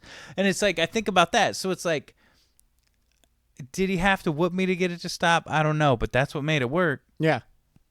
It's like, until this day, man, I don't, yeah. No, I did not ever want to get a whipping, and it didn't happen too often. And in retrospect, should have happened more. Like, Right. I mean, really, like, I got away with a lot of shit. And it was only because I was smooth and sly, and I just, because had he known, he surely would have. Like, No, I definitely got away with some shit. But my dad, what's funny? I love my dad to death, but it's weird. I see him now, and he is this chill old man, kind of just going through life. Like, everything's cool. But back in the day, he just, like, I really did think he was dumb as shit. Yeah. But then he would be like, what, do you think I'm stupid? And he'd bring up all these different things. I'm like, oh, I was doing that. He's like, yeah, I'm not dumb. So it's funny. I'm excited as a parent to see what that's going to be like for me. Because I got 2 girls, man. Yeah, they'll steal your car less. Yeah. Less. If at all. They'll probably. My biggest concern when it comes to parenting is making sure my kids are prepared emotionally to handle the world. Not just boys, but the world. People are always like, oh, wait till they're teenagers and there's going to be boys, breaking down the door and trying to sneak in. And it's like, you know what? If I'm doing my job right, my kids are going to fuck up and they're going to learn from their lesson immediately. And not be like my dumbass who kept doing the same thing over and over and over again, not wondering why people didn't like me. Why does that guy not like me? Well, you keep fucking his girlfriend, Zach. Stuff like that, scenarios like that would happen in my life, and I would seriously not understand. Yeah. I wasn't emotionally prepared to look at myself. My kids, man, every day is a conversation with, what did you do that made this situation happen? Well, she blah, blah, blah. No, it's not about her. We're going to have a talk with her in a minute. What did you do? Yeah. And I think I think that a lot of people would benefit from looking at themselves. Accountability goes a long fucking way. Fucking way. It really does. Yeah. A long way. And there's a lot of people that still just got to point fingers, man. Well, that's just one of the many layers of societal problems. Yes, but it is, or a symptom of problems. Yeah. Which, again, yeah, I'd mentioned that thing about baseball, and that was one of those things that kind of that weeded that out, because things like, oh, it was your fault. No, it was your fault. Well, we can see quite clearly you didn't catch the ball. Yeah. You didn't. Right. And you've not caught the ball 3 out of 4 times, 10 out of 17 games. And these are all, we keep track. Yeah. Of all this shit, actually. And so we're going to actually try and move you over here, see how you do over here. Right. And there's tweaks and adjustments made because of certain things like that. Right. Because, you know what? Things just weren't working before. Let's try working them out differently. So these are things that just get imprinted on us. I've been talking about this with other people about other things, too, because the same concepts relate. People who don't understand religion. Okay? Now, it's easy to have resentments for religion and not understand a lot of things about it and just go on with your life that way and resent everyone. But there's components of religion that they're important. They're important to society, to a person. They are things that maybe aren't taught in school or that aren't refined in school, for instance, as a thing. A lot of religion is about community, right? Yeah. We really don't have that. That's something right there. That's a very good point. I look at like you could say that we're like a computer because our brain is a computer, and so we can't just read. We need to first input the operating system of an alphabet, and then also the operating system of like sentence structure for this language that we're trying to read. All the thing we have to know words. There's like layers upon layers of shit that we got to know before we can even tackle a book. Right. And the same goes for other things. And sometimes in those religions, there's components that is like an alphabet that you need to read that. And sometimes you need to read that a lot because you don't just read and learn the alphabet the first time through. Right. No. So maybe that is how it's functioning for some of these people. And that therein lies that necessity for it. Well, to take that computer idea a little further, it also depends on who's uploading the program. Yeah, that's a good Some point, people's too. computers are running way better than other people's computers. And it's just, I watched a Vice documentary one time and it was fascinating to me. They went somewhere in the Middle East.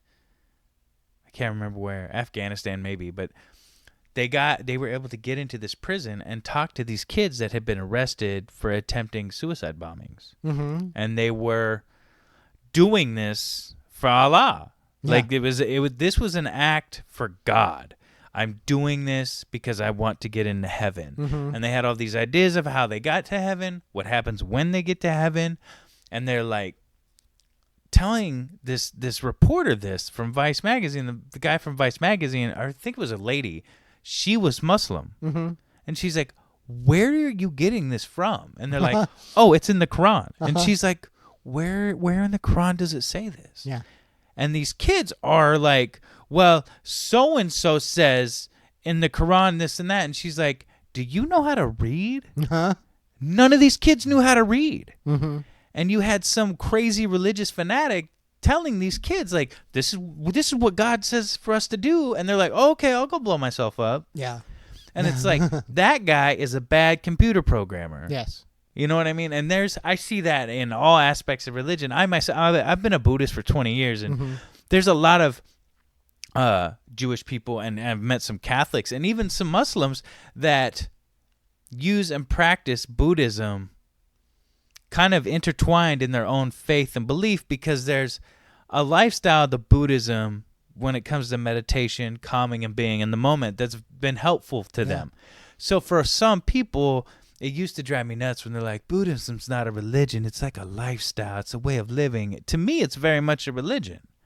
But when I used to get so mad when the dumb yoga assholes would say that stuff, where I'm like, what are you talking about? It is a religion. But then I look at how they're using it. They're not using it in a religious way. They're using it as a stepping stone for their own faith. Yeah. It's something, and if you look at the history of Buddhism, where I was being ignorant and somebody showed me this, Buddhism never really had one true form. It's something that attached itself to a whole bunch of other things and just traveled through history that way. So it's like I had to do reprogramming. You know what I mean? Like your computer's set up one way, just like any computer. If you're a Mac guy, it's going to automatically load up. There's some people that are just that smart. They're going to catch on, adapt, and be good. I'm very much a Windows dude, where I got to upgrade, but sometimes I got to pull out shit and upgrade my RAM because I'm running out of room. I got to shed old shit to make things better. And it's funny. I love the way you use computers as an analogy, because that's a great way of looking at things. It's like you were born with the perfect setup. But as you get older, things corrode. Things get corrupted.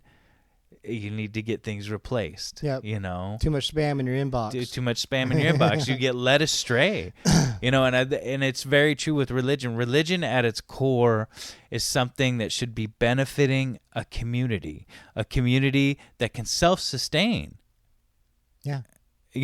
Work amongst themselves under a faith, whatever that may be, to prosper as a community, to raise children as a community.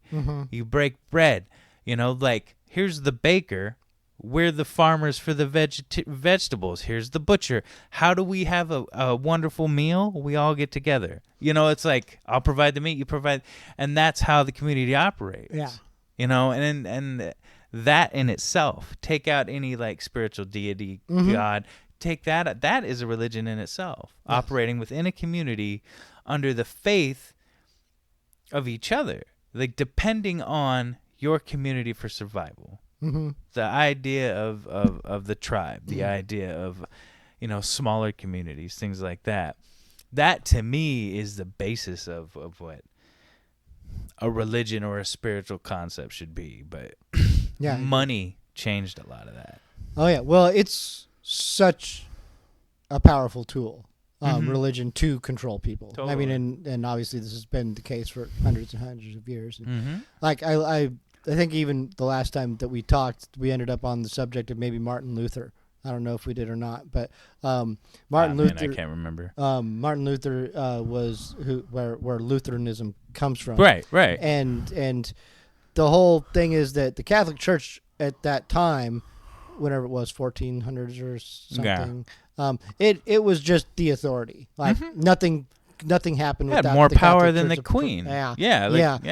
Across all borders. All borders. Yeah, and they. Pope was like what made me think of this is the person that was giving you that was programming the people, that people couldn't read. Right. Common people couldn't read. No. The people that were being read, they weren't reading the whole Bible. They were reading select sections and using it to manipulate people. Exactly. And so Martin Luther arose from this system, and this always fascinates me because the system that created everyone to do what they wanted still produced this guy. This guy came out of this machine that he was totally taught by them, and he just couldn't accept it. He just and it was his own self-doubt that just kept driving him, saying, I'm not good enough, I'm not doing it good enough, I'm not good enough. And as he just kept digging and digging, he realized, oh fuck, I'm way more than good enough. These guys are just fucking liars. They're just using everybody. Yeah. They're exploiting everybody. Fuck that. This is like, so he finally fucking realized that they were like corrupt. Yep. And he had to stand up against that, and so much of that story amazes me because he stood up against the Catholic Church. Yeah, he stood up against the whole world and said "fuck you." Yeah, and they didn't get to kill him. They didn't do it, which is like one of the many stories that makes me think of a higher power in the universe. That's one of them that was like they didn't kill this guy. No. They just didn't kill him as soon as he tacked that fucking thing on the door. Like that's all they had to do, right? And it would have been done with. Oh yeah. That's funny. What's funny? I don't think we ever talked about that, but I've had the conversation about Martin Luther with other people. It really caught me off guard, actually, him, because and I've been in places at life where I've just been, I've been anti every kind of authority at one point or another. Fuck the government, fuck the military, fuck the church, fuck it all. But then I've been something has been imposed upon me, just forcibly or subtly in one way or another that go, oh, I understand that better now. Yeah. Being on tour down in San Diego and playing a show, and there's a military base, Camp Pendleton, just north of San Diego. Maybe I was in Oceanside. I don't know. It's very close in that range. But so we're playing a show, and after the show, I'm out on the sidewalk smoking a cigarette, all sweaty. I'm tired. I don't want to deal with anything. It's just, one of those things after show. It was a good show. Yeah. It was packed. It was raging. But this kid comes up to me and he sits down afterwards like, man, that was great. You guys were great. Fucking loved the show. It was fucking awesome. I was like, thanks, man. I really appreciate it, and couldn't help but, because he was enthusiastic. He was a very enthusiastic fan. And then he started telling me about how he was in the Army, stationed at Camp Pendleton. I was like, oh, all right, But then he's like, yeah, man, this music means so much to me. It's like what I grew up with, and this is like, you guys are just straight from my youth and love this. And I was a fuck up. Like, I just kept fucking up in life. Yeah. I just did a lot of shit and ended up like having no alternatives. I didn't have a future. I didn't have like an education, and I was faced with prison. And this was an opportunity for me to get out of that. And it isn't like ideal necessarily, like, but it is what has saved my ass. Yeah. And what I have to get out of it on, like, what gets me through this is being able to come to a show sometimes and hear some of this music. Yeah. And I was like, all right, man, you really put a lot of perspective on shit for me about why someone might do this. Right. You know, because it is so much like security, a steady income and healthcare and just the different things that go along with that kind of thing. Oh, I really get. I really get that because I knew so many people growing up that I wish they would have done anything other than heroin. Or, right. you know, yeah. You know, I had so many people I just would have rather them be a guy who didn't like me anymore and didn't relate with me anymore that joined the army than a guy who died in doing heroin or something like that. Yeah, that's really what it came down to. Right on. No, that's a dope story, man. It's funny. You were just talking with that guy, you know, being in the military and saying, you know, I'm a fuck up, and this music is like a release. It's a relation that I can connect to and feel safe. That sense of belonging, right? And I remember that, you know, I had went through a bout in life where I battled with some substance abuse and stuff really early on. I was pretty young, and then, you know, I get sober and I get into doing all this music, and I find myself in the metal scene. And it's funny, like, I never was just in everybody's face about, like, you know, I don't do drugs and drink, you know, but people eventually, you play enough bars and they're like, how come Zach never has a drink, you know? Yeah. But it's funny because there's that thing. I've had people come to me and be like, hey, you know, I'm just getting sober and I don't want to have to stop going to shows, and it's kind of nice to see that you don't drink. I'm like, yeah, there's actually a lot of us. And what's funny is, whether you've had a problem or not, there's some people that's just not a priority for them. Yeah. And you know, and you got like the whole, especially in the punk and hardcore scene, you have the whole straight edge movement. Yeah. And those are usually kids who never did anything. They're like, no, we're about going to shows and kicking ass. And it's just like, here's our community, you know? And there's something for everybody out there. Yeah. For sure. Yes. You know, one of the reunions Utterance did, I had a guy come up to me that was like almost 30 years old. And he's like, telling me the story of when he was 14 going to an all ages show. He said there was only like 10 or 15 people there, and we played. Yeah. And he's like, I didn't know. Like, he would look at bands on TV. He was like, you know, I'd watch my favorite bands and all this and that. And I thought that's just something like Hollywood put together. And then I go to my first show and I see you guys, and I'm like, these guys live here in Tacoma? And his mind was blown. I was like, man, that's cool. And I was like, did you ever start a band of your own? He's like, no, but I support local music now. I'm out there doing that. I was like, man, that's awesome. And I think he saw us, Decrepit, and some other band he had mentioned. And I was just like, wow, that's trippy. And I was like, wait a second, how old did you say you were? And he's like, I was like 14, 15 years old. And I was like, wait, how old are you now? And it was funny because he's almost 30. And I was like, that blew my mind. Like, I was at that point in my life, my emotion was in my music, and my performance on stage was just pure energy and wilding out, and then it was about getting laid. Yeah. You know, I didn't think I wasn't trying to influence anybody or help anybody, man. And that kid was like, yo, man, I'm like a part of this scene. I support every local thing I can. I was just like, wow, just because those 3 bands played a show for 10 kids or whatever. And well, I can remember something like this happening in the 90s, actually, when I was at that skate shop right by Mother Records, cross street from Wright Park, behind the Burger Bar there. And this kid came in, and he started looking at me, and he's like, oh, you used to play in this band. He basically said, you used to play in my garage. Because my band used to play, and they used to come over and have shows in their garage. His sister was a little older and had shows. And he's like, he says, I play drums now, and the first drum set I played on was in that garage, was your band's drummer. Had me play on his drums, and I thought that was rad. And things like that. Again, I have different little things like this. I had mentioned Little John, Big John. Yeah, John Big Anderson was another kid like that who just like he emerged in that same kind of way. Like he was buying the records that influenced him to then join the scene and then play with those same people even later on. And to become a rapper like that. Hey. I mean, well, it took me by surprise too when he said that he was, but then when I heard him, it seemed like a natural extension of him. He was very good. Like I didn't have any problem with him. In his style. No, and his guitar playing, I knew him first as an MC, and as being an MC myself, I was automatically challenged. Yeah. I was like, oh, so you think you're that dope? And I listened to his record, and it's he did his thing, and he did it well, and I was like, damn. But then, like, everybody would be like, he used to be in, like, death metal. And I was like, what? And I got to hear him play guitar one time. I was like, holy shit. I was like, why don't you do that, man? Yeah. Like, because I was so impressed. Like, it's not what I pictured when I first met him. No. When I first met him, he was like, And he's... in-your-face aggressive MC boy, And I was just like, all right. Yeah. To me, it's still, I still lean more towards the guitar, John. Also. Yeah. I just was like, wow, you can play guitar. Yeah. That's dope. Yeah. It's wild to think about.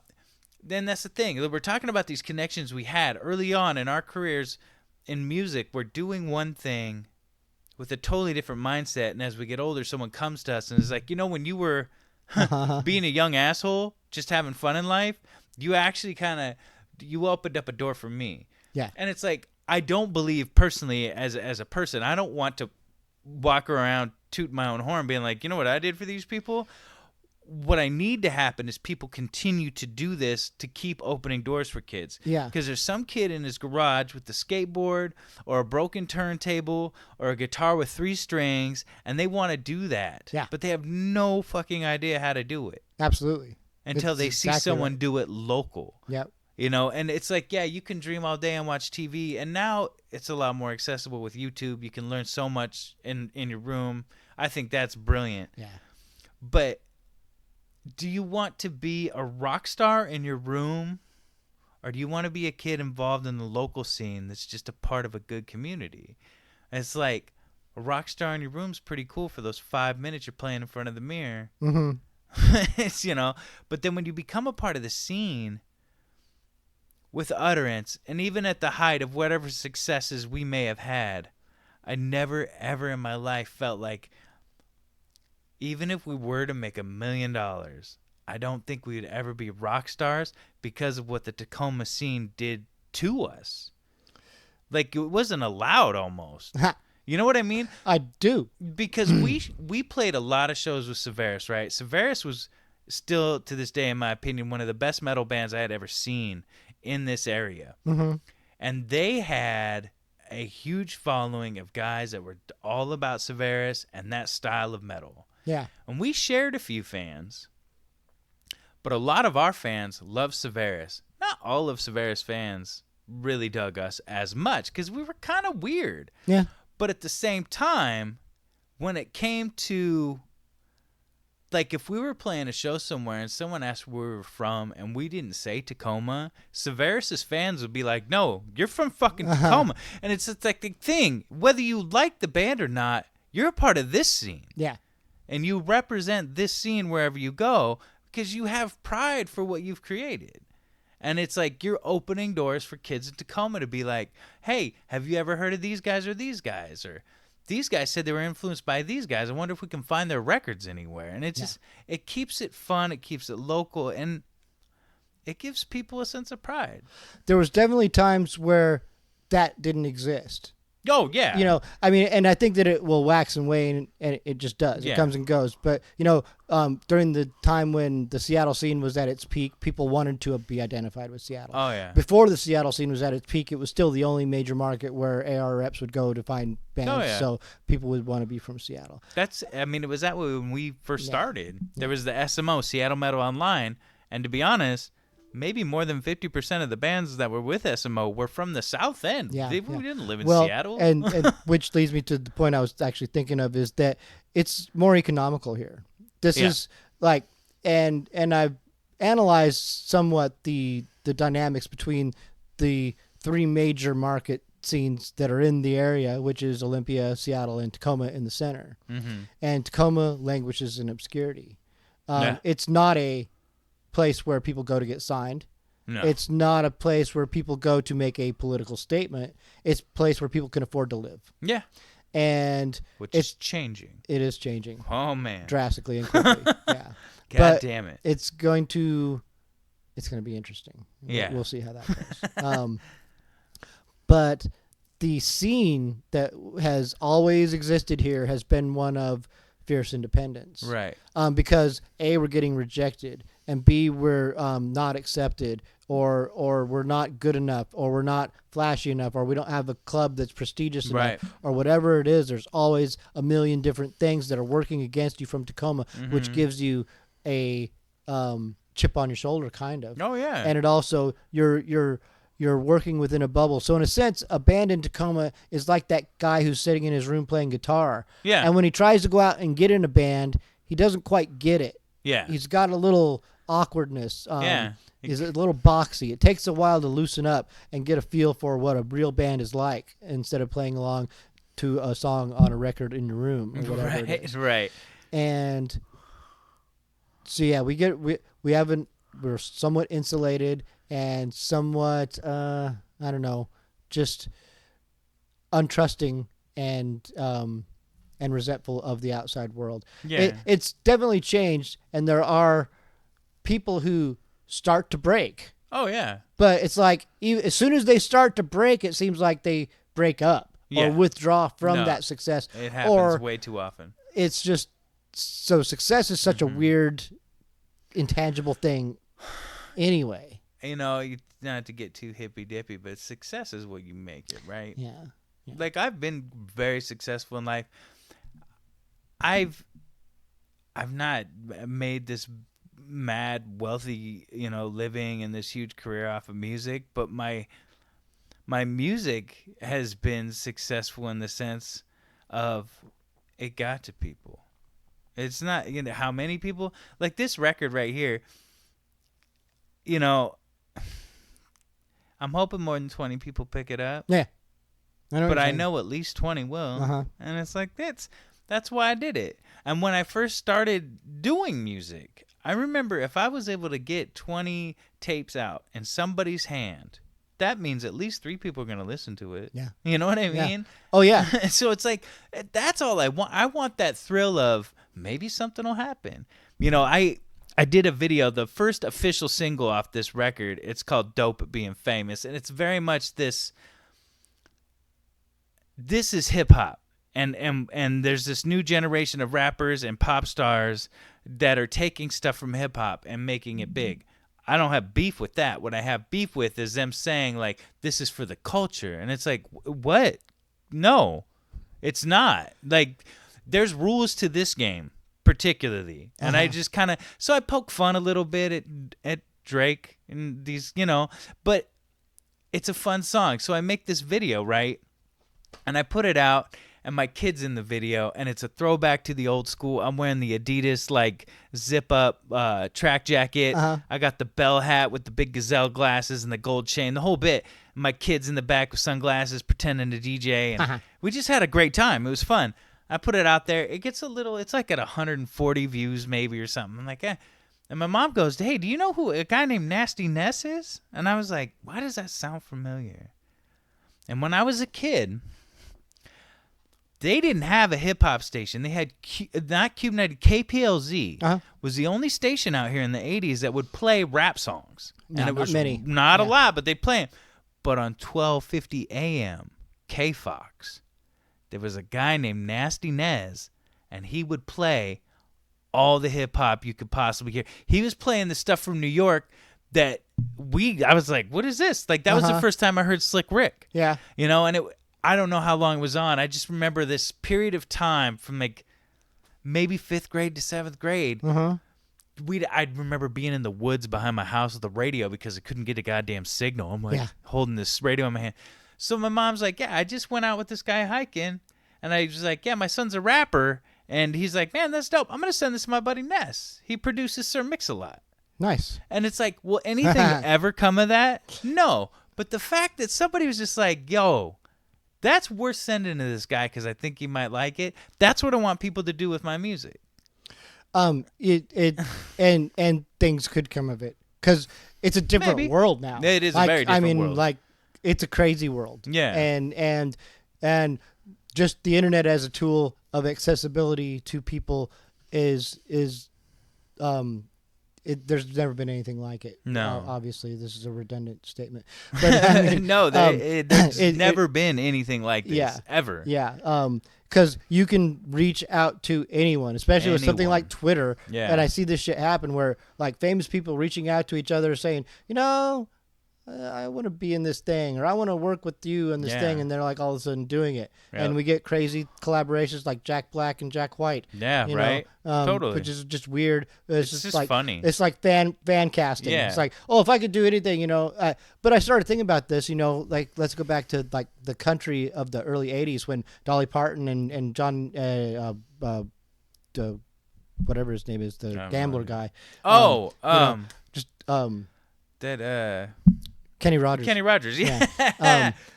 But there's just those two were going around and doing duets with everyone, and just the whole cross pollination of things. It's like, hey, we're all famous. Let's get more famous. Let's make more money. Let's do this now. I will say though, on that, I want to get whoever's listening to this.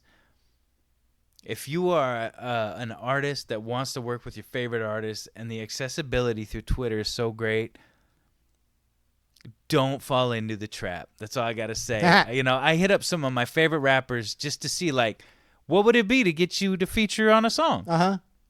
And some of them were so humble and so reasonable, still too expensive for me, and so helpful. They're like, no, I got you, man. But this is legit how I pay my bills, so I can't do it for less than this. And I was like, you know what? I thank you.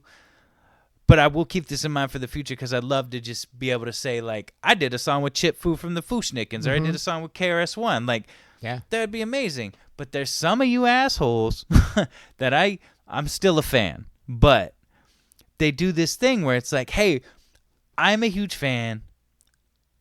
How much would you charge to do a feature? And then they ask, well, what's your budget?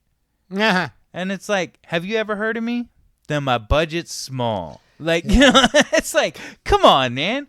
But anyway, I enjoyed that whole process. But it is that thing. What blew me away is not the fact that I couldn't afford it or the fact that some of them seemed kind of dickish in their response.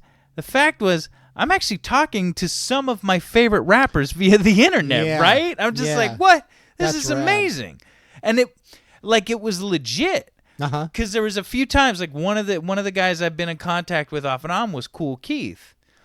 And he asked, he's like, hey, you're from Tacoma. I was like, yeah. And he's like, Big John. That's my boy. I was like, yeah, I know John. Like, it's not like we're tight, but I know John.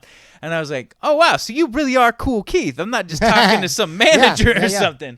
It was pretty cool. Yep, that is. Even another one, I was a big fan of the Fooshnickens, this rap group in the early 90s, and they just had this wild wordplay style that blew me away. And the main guy from that group, they called him Chip Fu.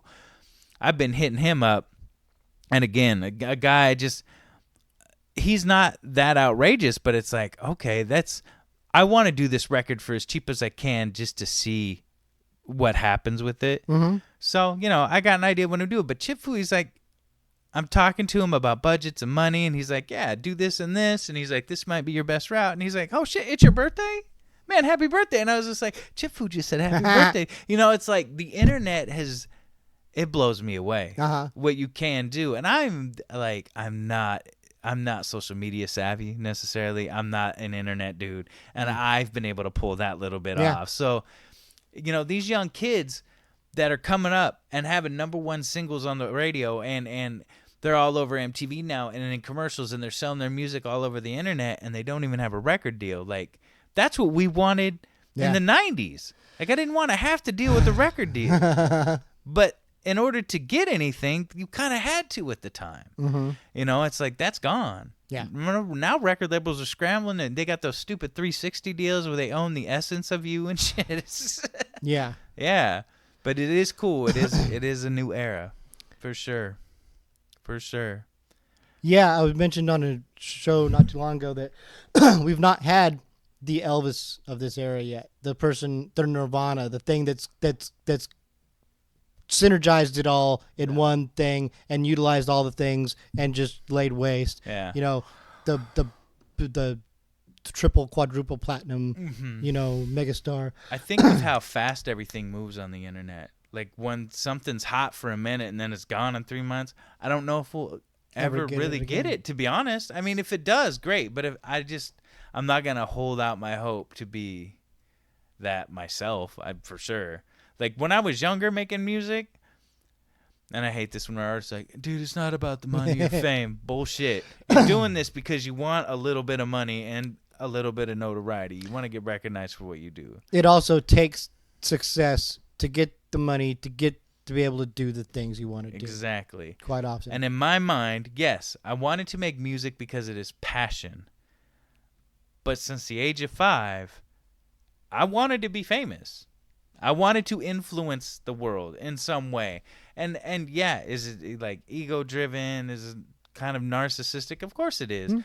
But meet an artist and tell me one that's not a little bit like on that side. I mean, it happens to the best of us. Yeah, it's a tightrope to walk for sure. So there is. I mean, I'm sure there's somebody out there right now making beats on their computer, playing a guitar, making YouTube videos. That might be that next big thing. I just think it's going to be one of those things that's very short-lived. Yeah. Yeah. Like the whole industry will change because of one thing, but that one thing people might not even know about. Well, and I wouldn't disagree because look at Nirvana, which was just a shooting star, Yeah. It didn't last all that long. No. And I don't know, because I remember in the mid to late 80s, I had some friends that had older brothers that would go to the Seattle shows. Mm-hmm. The one band I always heard people kind of talk shit about was Nirvana. Yeah. They didn't seem to be that great of a band from what I remember, but Bleach came out, and that was a good record. Yeah. I don't know. It's hard to describe because they were more than the sum of their parts. Yeah. Like, and I've seen a couple bands like this that, like, in their prime, something about it just worked. Yeah. There's something in the simplicity of the songs and the ability to execute them, and it's pretty raw too. Yeah, I saw this with Zeke and Nirvana, where it was like the stage just took off. Yeah. And they were just flying, and you just hanging onto the stage while the stage flew away, and it was just it was a magical thing. Mm-hmm. So, they weren't great. No. Like if I were comparing, like, technically, like, the Zeke executed their songs better than Nirvana executed their songs. Mm-hmm. But Nirvana songs were more infectious and they had so there was something at the core of all these Nirvana songs that were just really boring into the youth. Yeah. Were like just their brain, and then to be able to perform them with that energy and intensity. So there were few things that I've ever seen as punk as a Nirvana show. Like, they were just so raw, so fucking shrill, and like a chainsaw just cutting fucking through the crowd. And they weren't always like that. Right. Like, I saw them at the Moore Theater once, and they were not that. They were. It was reserve seating. Yeah. And it was just they weren't loving life. I think that they might have had Dale Crover or something playing drums for them. I saw him with a different drummer every time. Maybe Grohl was playing with them at that point. I don't know, but it was right. It was before Nevermind, so I didn't ever see them after Nevermind again. And I heard a lot of. Wasn't Bleach, the guy that drummed on Bleach, wasn't that their second drummer? Yes, Chad Channing. Maybe. I can't remember. I believe that they had a short-lived, very bad drummer, and then they had Chad Channing. Okay. And then Dave, right? Then Dave. Well, Dale Crover kind of filled in. Oh, okay. Like, there's like 2 songs on Bleach that Dale drums on. Okay. Floyd. I'm not super deep in the Nirvana history. I was. Yeah. I was. Like I know Buzzo from Melvins had a lot to do with helping Kurt Cobain out. Yeah, well, he was very influenced by them, and you can hear that on songs like Paper Cuts and stuff like that, which also that's one of the ones that Dale drums on. The Melvins. Yeah. Dude, I saw them open up for Tool. Yeah. And I had never heard of them. And I was blown away. I was like, these guys are amazing. And I remember the people I was with were like, these guys suck. And I was like, no, that shit is cool. And they're like, it's like they're never actually finishing a song. And I was like, I loved it. But yeah. Yeah, they can be hit and miss with me too after all these years because they're a band I want more from. Like, they're capable of writing some catchy hit songs, and they refuse to. They've done it a couple of times. We're going to have to wrap the show up here pretty quick. I was just going to say, we can wrap it up whenever you're ready, my friend. Well, only because I'm sure that it's getting late, and we never played any music, but that's okay. Because we'll insert those songs in it. And thanks. So these are all mine? Or you can have them all back? Take them. No, okay. Take them. I've loaded them all up on my computer. Those are yours. And that on top, so just for those that might listen that might be interested, Rappin Zack, RAPPINZACK. You can catch that on any social media. So Twitter, it's at Rappin Zack. Facebook is at OG Rappin Zack. The music will be going on pre-sale. So pre-sale starts the 30th, 8/30 of 2019. So by the time this is up, it'll have been about a week. Yep. Go check it out. Like, even, it goes streaming on the 30th, the official release, or it's what am I trying to say? The pre-release is the 30th. The official release is the 17th of September. It'll be on all streaming platforms. Hit me up on social media if you do want a hard copy. I did press up a few CDs. I got T-shirts and all that stuff. Just to, not to plug or take over your show too much. Okay. You're here. I just, this is something, this whole project of mine was to see if I could do everything from beginning to finish completely by myself. I did all of the writing, performing, recording, mixing, mastering. I did the artwork for the record. I even filmed and edited my own music videos that you could check out on YouTube at Rappin Zack. And it's just a fun... Music will never not be in my life. I just need to make it more of a hobby now. And this has been the project I've been working on that I want people to see. And there will be shows in the future, but I'll be honest, man, I'm a full-time hairdresser and a full-time dad. Hey, man, it's see, that's the thing, that you're at this age where you can have this as a hobby. Yeah. And it's great to be able to have that as a hobby. Like, it's there's all kinds of life that it's filled with times in life where they're filled with complications and pressure and stress and things where you aren't able to fully be present and appreciate certain things. And and this is something that from the ground up you're able to appreciate every aspect of, which I like a lot. Like I can relate with. Because, like, for instance, I do this show a lot and do it all from the ground up and all by myself pretty much. So there's tons of reward in that alone. And it's an exercise in independent music. It's I'm into hobbies also. Like, just people, it's weird how people are weird about hobbies. Like, but they're such a natural component of life. Yeah. Like, whether it's music or art or whatever. And people should engage in them more. Because almost entirely these are things that bring us to be more social. Like, yes, totally. Collecting cards or something that I got into. I don't really collect them, but I've been into the card world. Yeah. And it's given me such appreciation for this innocent thing that people do. Right. They get such joy out of this simple thing, and fuck, it's neat. It's just neat. Yeah. Like, I could go on all day with that, but we should just wrap it up. With that and hobbies real quick, like I had my own podcast, the Rappin Zack Rap Shack. That will be coming back as a YouTube show in the near future. When that's up and ready to go, I would love to sit down with you and have you on that show, because the whole gist of that is conversations about silly hobbies. Like for me, my whole life revolves around music, martial arts, and comic books. Like you can't get nerdier than that. Yeah. So it'd be a fun time, man. We didn't talk about any. There were so many comic things we could have talked about too. Oh yeah. I'm less into comic books as I am into comic lore.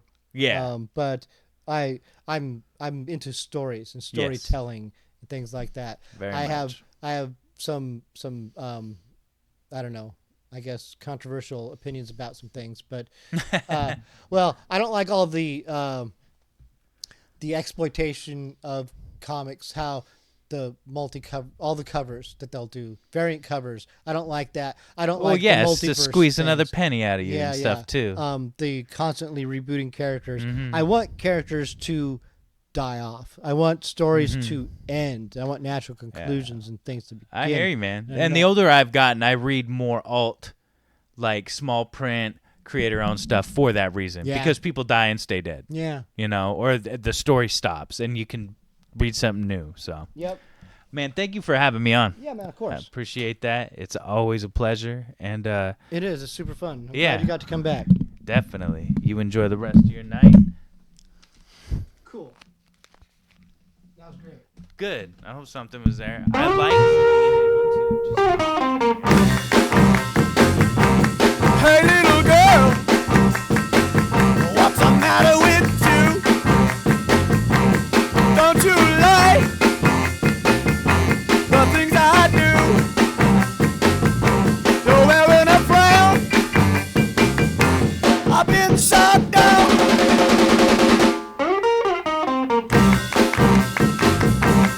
Hey, little girl, I play a guitar. I even cried a brand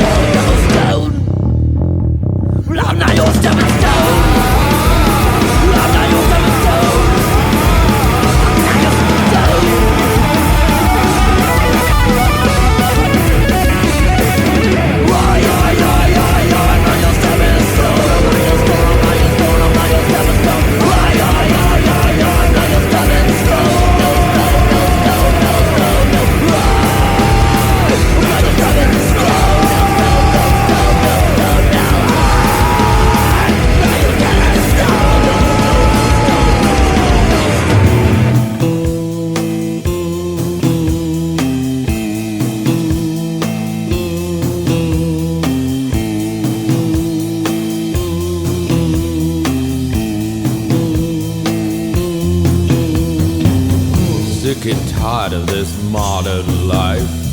Neighbors carry on every night. Gonna go where the living is good. It's a quiet neighborhood. Found a place for you to grow old. The neighbors are starting to mold. The sun will never get you down. Buried 6 feet underground. Dig your grave. Dig your grave. Dig your grave.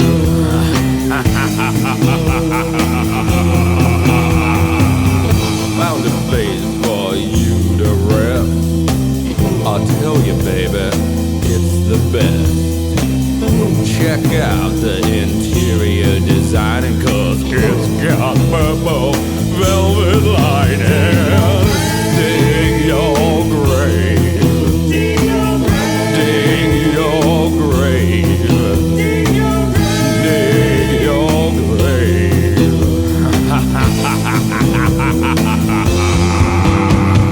Where you gonna get such peace and quiet? That's my advice, and you should try it. Live there for the rest of your life, and they won't have to move you when you're done.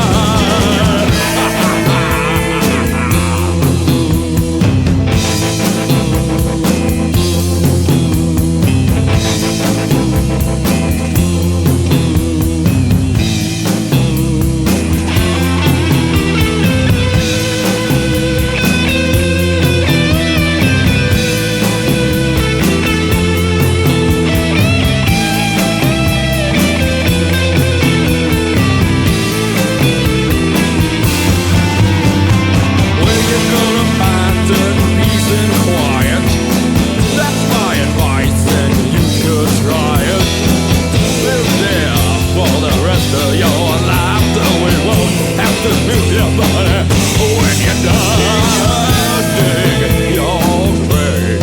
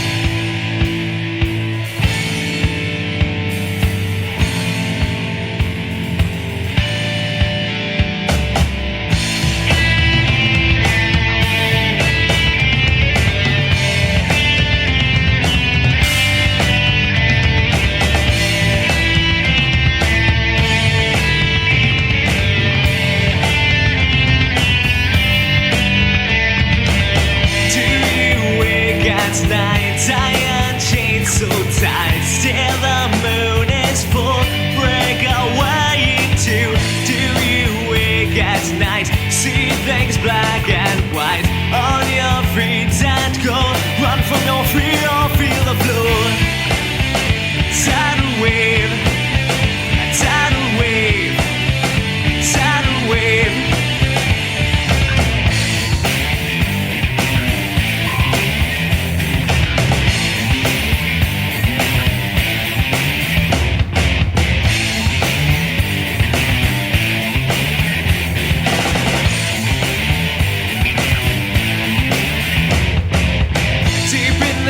I'll hold you tight till you are swept away out of my sight, out of my mind. I should have known what was in your head the day that I left you there. I did not mean to make you fall. Reach deep inside and you will find the one in a million. Please make ourselves swim to shore. Just close your eyes, travel back in time. We were together, babe. We'll take a chance with me once more. Tidal wave, tidal wave, tidal wave, tidal wave.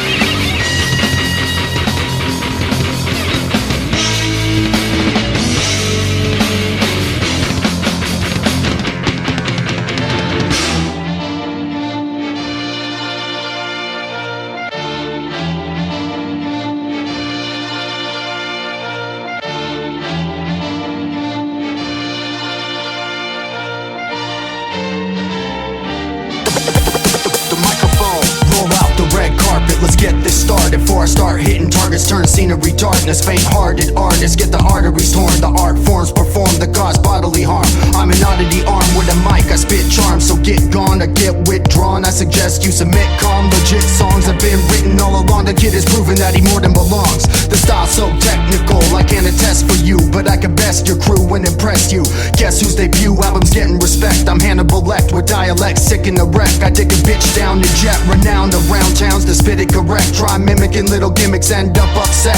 I enforce regret. Microphone, torch, paper, the people never forget. The microphone. What a fucking clown. Y'all know what's happening. The microphone. What a fucking clown.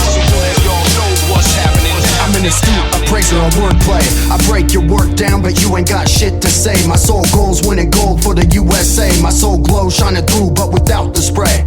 Game Jack's coming to America. He's preparing the illest album that'll bury ya. This eccentric character was raised like a Vic Pit Terrier. Your beleaguered champion's inferior. Ulterior purpose superior. In your area, I lit a fuse on the plane to cause hysteria. Nobody could carry the beat like this. I'm a savant with a pen, delusional psychosis. The medical prognosis stated that the ill abilities equated to the level I'm creative. So CL smooth, ladies feel I might move. I beat rock the crowd and I do it despite you. The microphone. What a fucking clown. Y'all know what's happening. The microphone. What a fucking clown. Y'all know what's happening. I captivate attention to mesh environments. The direction ascension, send them off to retirement. Admire it, vigorously vibrant. The tyrant's a riot. Michael quiet, arrival silent. My violent flows will put them on a liquid diet. Don't believe, then if you can't afford to buy it. I don't wanna dumb it down for an inviable client. Inhumane research, justifiable science. It's undeniable, I hold myself fully liable. I got people to impress, so invest in me, I'm reliable. The style is full of rehearsed writtens, of which I force myself to be capable of spitting. Mine's an inescapable prison. I close my eyes to write favorable visions. Savior's risen, burn across the prison. Don't worship the devil, but love shitting on religion and sanitary conditions. The microphone.